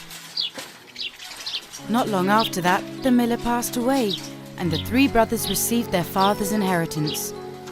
The younger son didn't even look at his cat. The cat got very upset when he saw his new master treated him with disdain. In no time you realize that you received the best inheritance. I will prove it to you. Give me an empty sack, a hat, and a pair of boots. The youngest brother was very surprised when he heard the cat talk. Since he was incredibly curious, he honored the cat's odd request. The cat set to work right away. He put the hat on his head and wore the boots. He stood in front of the mirror and admired himself. How wonderful this hat and these boots are! They go well with my long yellow fur and my amazing green eyes. I look just like royalty. He set to work immediately. He packed fresh lettuce and carrots in a sack and headed to the forest. When he got there, he opened the sack and hid behind a tree. After a short time, a hungry rabbit that was hopping by sniffed the food and went inside the sack. The cat immediately grabbed the sack and held it shut as he ran straight to the palace. There were guards at the entrance of the palace. Stop right here! Who are you? You cannot enter here. I'm the servant of Lord Carabas. I need to see the king. I have brought a gift for the king from my majesty. It wasn't hard to convince the guards to let him in with his shiny boots and stylish hat. They took him before the king. Puss in Boots bowed his head before the king. He then took the rabbit out of the sack. Your Majesty, I brought you a gift from Lord Carabas, with my respects. Oh, a rabbit. Thank you very much. You can let your master know that I accept his gift. Over time, Puss in Boots gave the king many different gifts on behalf of Lord Carabas.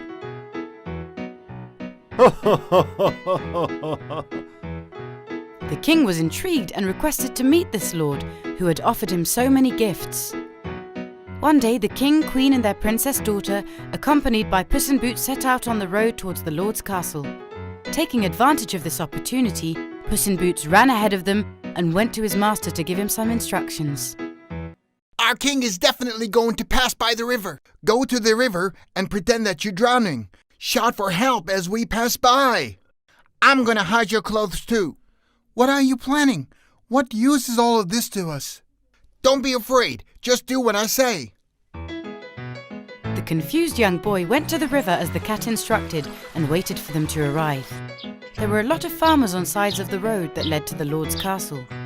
The king will pass by here shortly. If he asks who this farm and land belong to, say that they belong to Lord Carabas. Understood? If you don't, the king will get very angry and punish you. Of course, sir. Whatever you wish.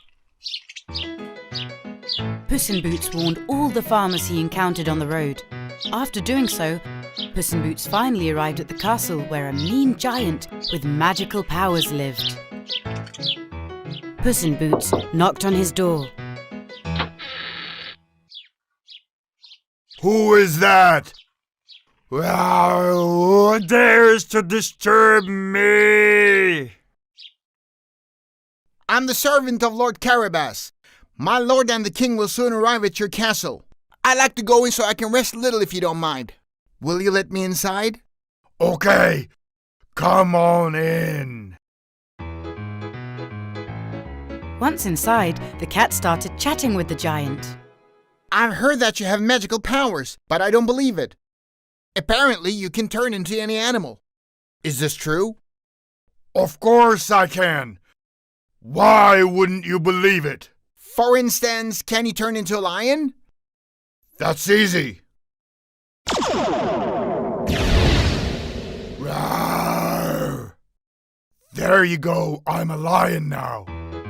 The cat, scared out of his wits, jumped on top of a cupboard. Okay, wonderful. That was easy. But can you turn into a mouse? Nothing to it.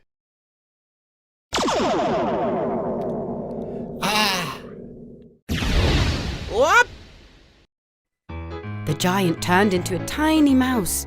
Puss in Boots caught him immediately and placed him in a small box. He returned to the forest to set the mouse free and headed towards the king. Welcome, Puss in Boots. Perfect timing. Let's head off. Just as the king's horse-drawn carriage passed the river, they heard someone shouting. Help! Help! Help me! Soldiers, go help him! Someone's drowning in the river! The soldiers ran towards the young boy and fished him out of the water. The boy explained some thieves had stolen his clothes. The soldiers then got some fine clothes from the carriage and dressed him up. Your Majesty, may I present my master, Lord Carabas? I owe you my life, Your Majesty. Though the smallest brother didn't understand what was going on, he went along with Puss in Boots. Here's my beautiful wife, the Queen, and my beloved daughter, the Princess. Enchanted to meet you, Your Majesty. Come now, let's go to the castle. The youngest brother and the princess fell in love at first sight. The princess was a beautiful girl, and the youngest brother, who was pretending to be Lord Carabas, was very handsome.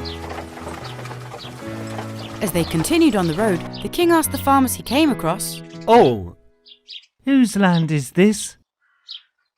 Lord Carabas, my king! Lord Carabas, my king!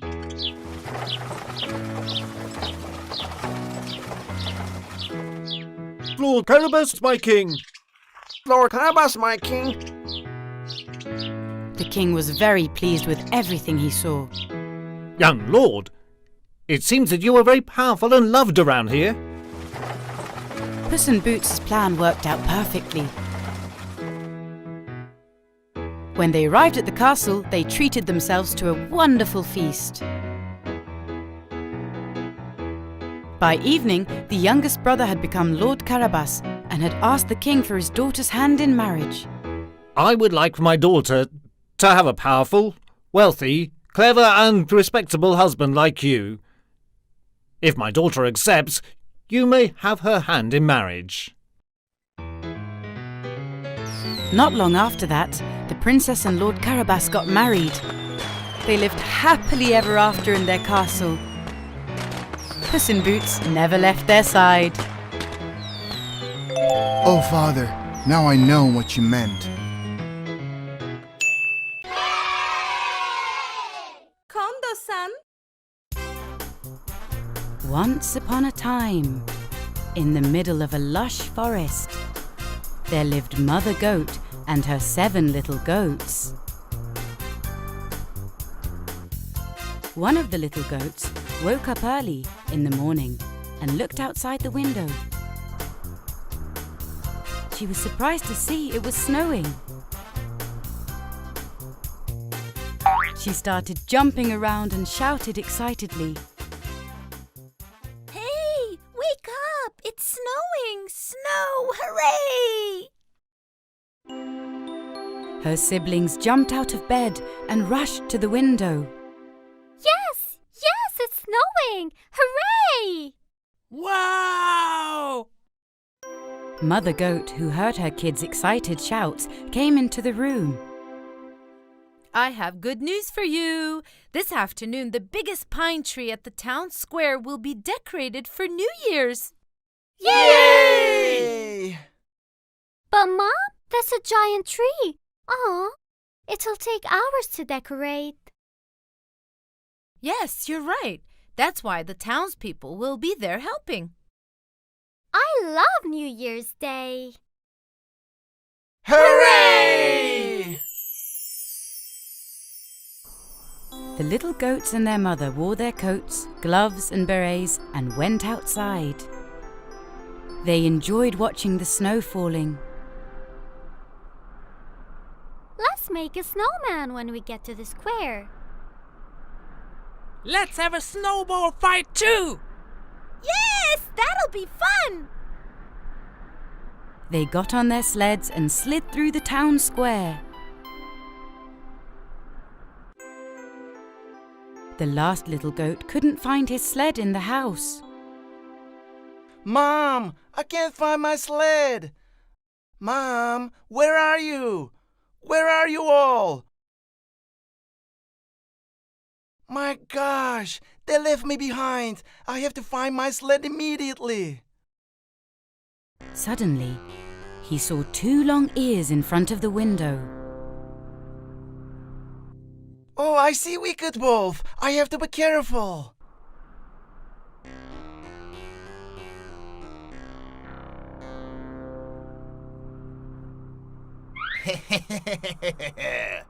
These wretched goats, they left the windows open, so I'll take all the food from their kitchen and prepare myself a feast for New Year.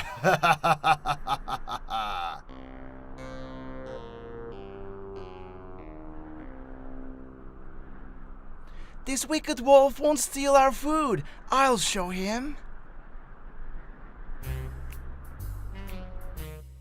The little goat ran to the kitchen.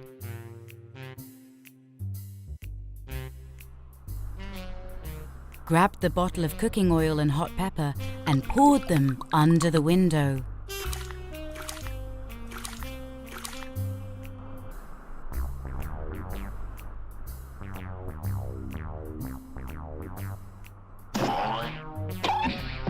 The wicked wolf entered through the window and stepped on the oil. He slipped and fell.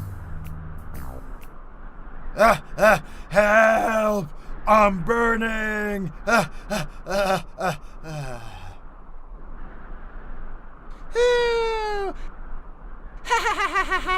got you! I'll show you. Just wait until my tongue gets better. He thinks I'm entering through the window, but I'll surprise him. This time I'm going in through the front door.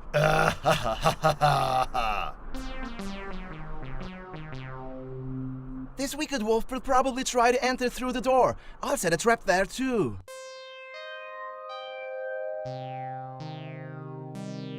The little goat put a bucket of ice-cold water over the door,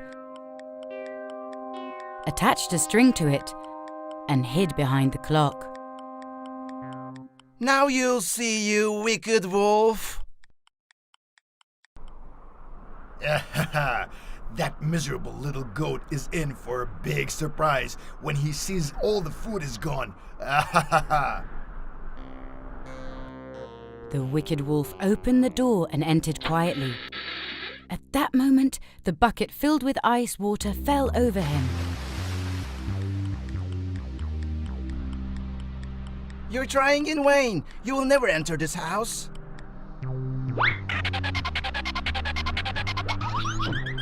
The frozen wolf hit the tree and got very angry. This time I'm going to use a different entrance, one that he won't imagine.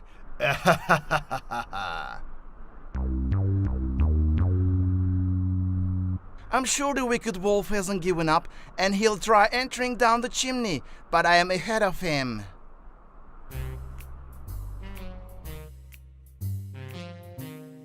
The little goat gathered all the needles he found in the house and put them in the fireplace.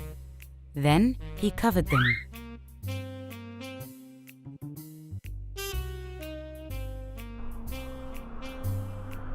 This time, I'm going to get that mean little goat. Can I fit in this chimney? My ears are kind of big for the hole, but I'll make them fit, no doubt. It's too dark in here. My ear hurts too, but I'll get a lot of food. The little goat heard the rattling from the chimney, so he knew the wolf was coming down. Meanwhile, the other 6 little goats and their mother had arrived at the town square and were amazed when they saw the lit-up giant tree. They were serving scones, chocolate cake, and hot milk at the tables around. Everybody started decorating the tree and hanging the ornaments. The little goats hung their ornaments in the higher branches by climbing on each other's shoulders. Make a wish when you hang your ornaments. Hurry up! Hang your ornament. I will make a wish as I hang mine too. The little goat on the top looked down and noticed one sibling was missing. Wait, we're only 6. What? We left our brother at home. The wolf was finally able to come down the chimney. But before he put his feet on the ground, he noticed a glare. He realized that there were needles. It was a trap.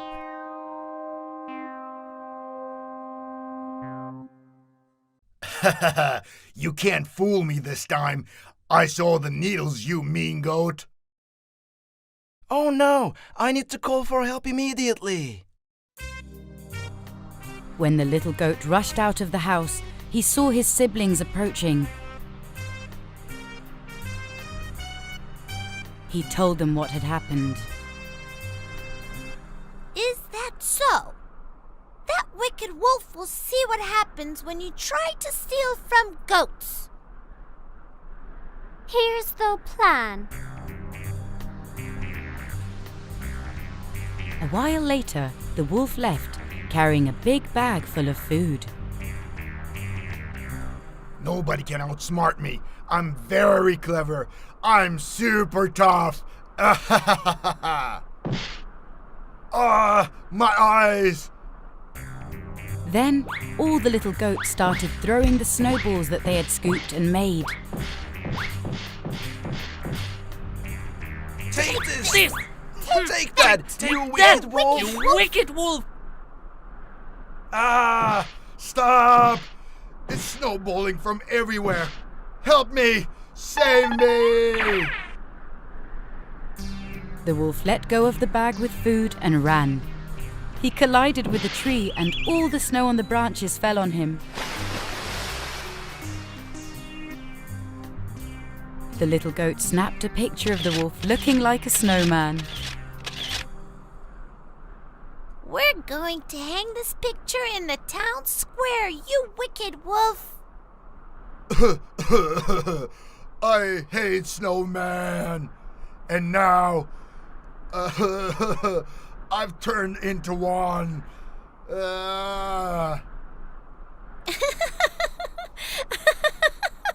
He looks so funny! Snow Wolf! We showed him!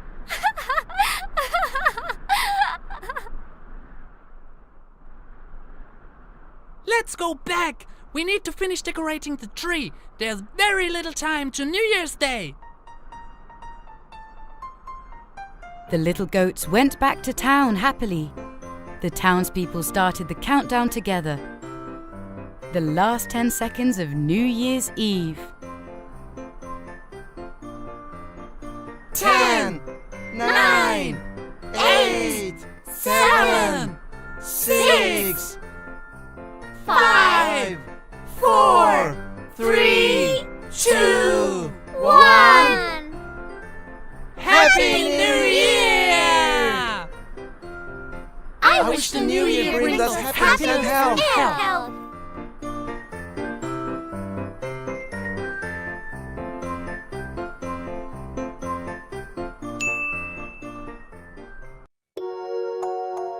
Once upon a time, in a very cold country, there lived two little children who were neighbours. They were very good friends. The girl's name was Gerda and the boy was called Kai. They played together all the time. Every night, Gerda's grandmother would gather them in front of the fireplace and tell them stories. That night, Grandma was telling them the story about the Snow Queen.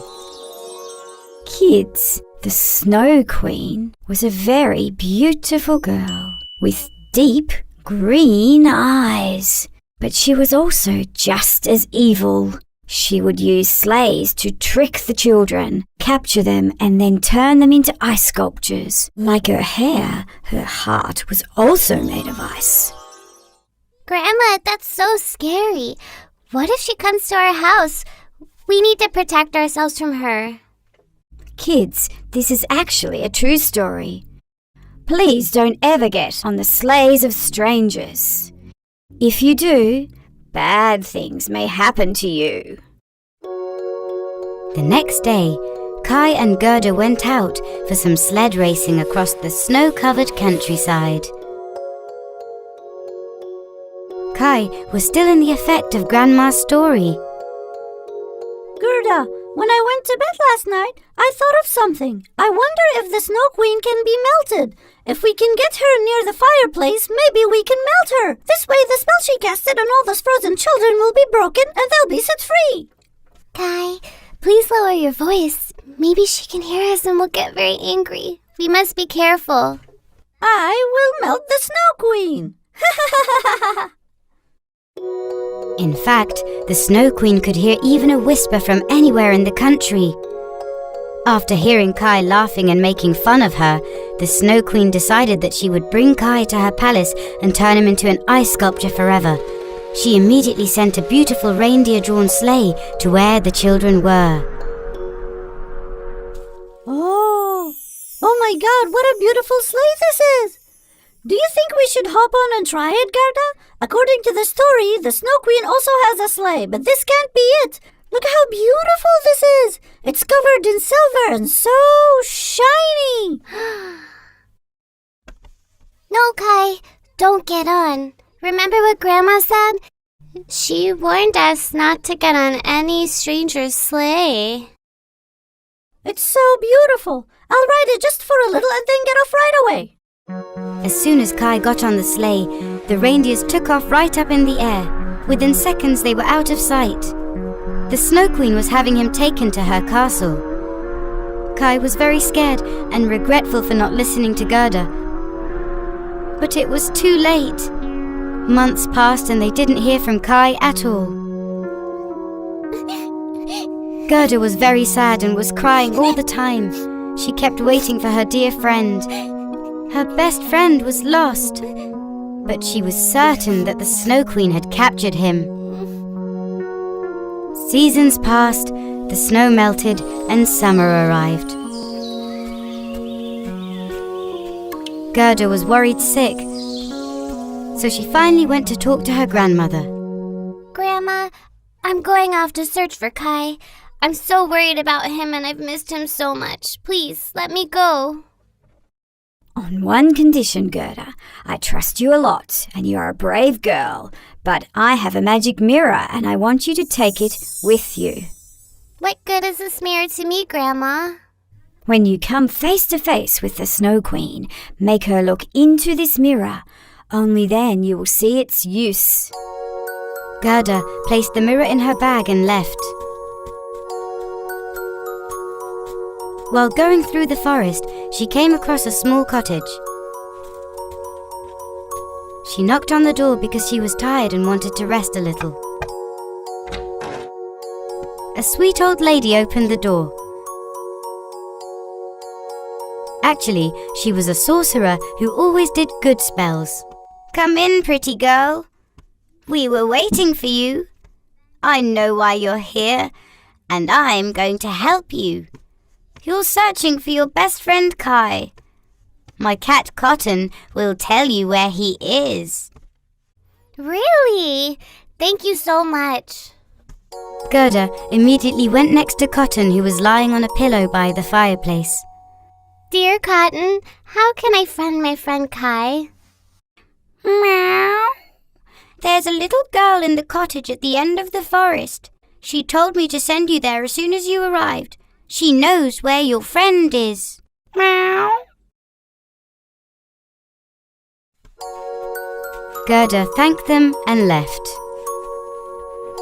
She walked and walked, and when she reached the cottage at the end of the forest, night had already fallen. A little girl met her before she came and knocked on the door. Welcome, Gerda. I was expecting you. Please sit by the fire and have something to eat. I'm really tired and hungry. Thank you so much. After you eat, get some rest. Tomorrow I will send you to the Snow Queen's palace. Don't worry. In the morning, they went to the barn in the back, where there were 2 beautiful reindeers. The little girl could talk to the reindeers. She whispered to their ears to take Gerda to the Snow Queen's palace. Right away, they prepared a beautiful sleigh. I don't know how to thank you for helping me. Have a nice trip. Don't be scared. My reindeers will take you to the palace, and you will find your friend Kai. Take these with you. Gerda set off on the road with the reindeers pulling on the sleigh. They travelled for several days. Everywhere was covered with white snow. Thankfully, the little girl had given Gerda a thick coat, a hat, and a warm blanket. I'm covered with a warm blanket while traveling on a sleigh. I'd be so happy if I could do this with Kai. Hopefully we can do it on our way back. After journeying for days, they finally arrived in front of a shimmering white castle. Gerda realized that they had arrived at the Snow Queen's castle. My dear reindeers, wait for me here. I'm going to go get my friend and come right back. She went right into the castle. Everything was made of ice and was covered with icicles. She wandered around the entire castle, but there was absolutely no one around. Kai! Kai! Where are you? Kai! I can't find you. Her voice was echoing in the empty castle. When she finally opened the door of a room on the top floor, suddenly she saw Kai. He was standing like a statue in the middle of the room. Kai! Kai! Wake up! Talk to me! I've missed you so much, my dear friend. I've finally found you. She was crying and rubbing all over and trying to melt the ice. She cried and cried so much that her tears started melting the ice around Kai. Suddenly, Kai came alive and started talking. Gerda, I know you would come for me. I also missed you, and I'm so happy to see you. We'll talk about everything later, Kai. Let's get out of here right away. Right then, the Snow Queen returned to the castle and walked into the room where they were standing. She was terrifying. Gerda was seeing her for the first time. With her long white hair and deep green eyes, the Snow Queen was a beautiful woman. The Snow Queen started to shout with anger. How dare you, entering my castle without permission and melting my sculpture? Now it's your turn. You asked for it. You will also be one of my sculptures. Ha ha ha ha ha. Gerda was terrified, but she knew that she had to stand up against the Snow Queen. Suddenly, she remembered the mirror that her grandmother had given her. I've never seen anyone quite as beautiful as you. But unfortunately, your heart is not as beautiful. I feel sorry for you. You can turn me into an ice sculpture if you wish, but my grandmother sent you a mirror. Can you look at it once? Give me that mirror. Why did she send this to me? The Snow Queen took the mirror in her hands and was shocked, because the reflection in the mirror was of her as a child. She was a pretty little girl with long blonde hair and deep green eyes. Oh my God! What's happening? At that moment, a cloud of dust surrounded the Queen. Getting smaller and smaller, she turned into a small, beautiful girl. A miracle had taken place. The mirror was in fact magical. Those who looked into it would see their true selves. It seemed that the Snow Queen had been very sad as a child because no one had played with her. One day, a sorcerer said to the Snow Queen, "You have to punish them," and asked if she wanted to seek revenge on those who didn't play with her. Filled with sadness as a child, she had made the wrong decision and had said yes. The sorceress turned her into the Snow Queen and filled her heart with evil. Since the mirror had broken the terrible curse, everyone was now filled with joy. Thank you so much. I'm saved now. My heart is filled with kindness once again. Kai and Gerda went to the reindeers that awaited them, journeyed back the way they had come, and returned to their old happy days. And of course, to their grandmother's stories. Hey guys! Subscribe to our channel KONDOSAN and watch the most popular fairy tales, cartoons, and nursery rhymes. Don't forget to click the bell for notifications.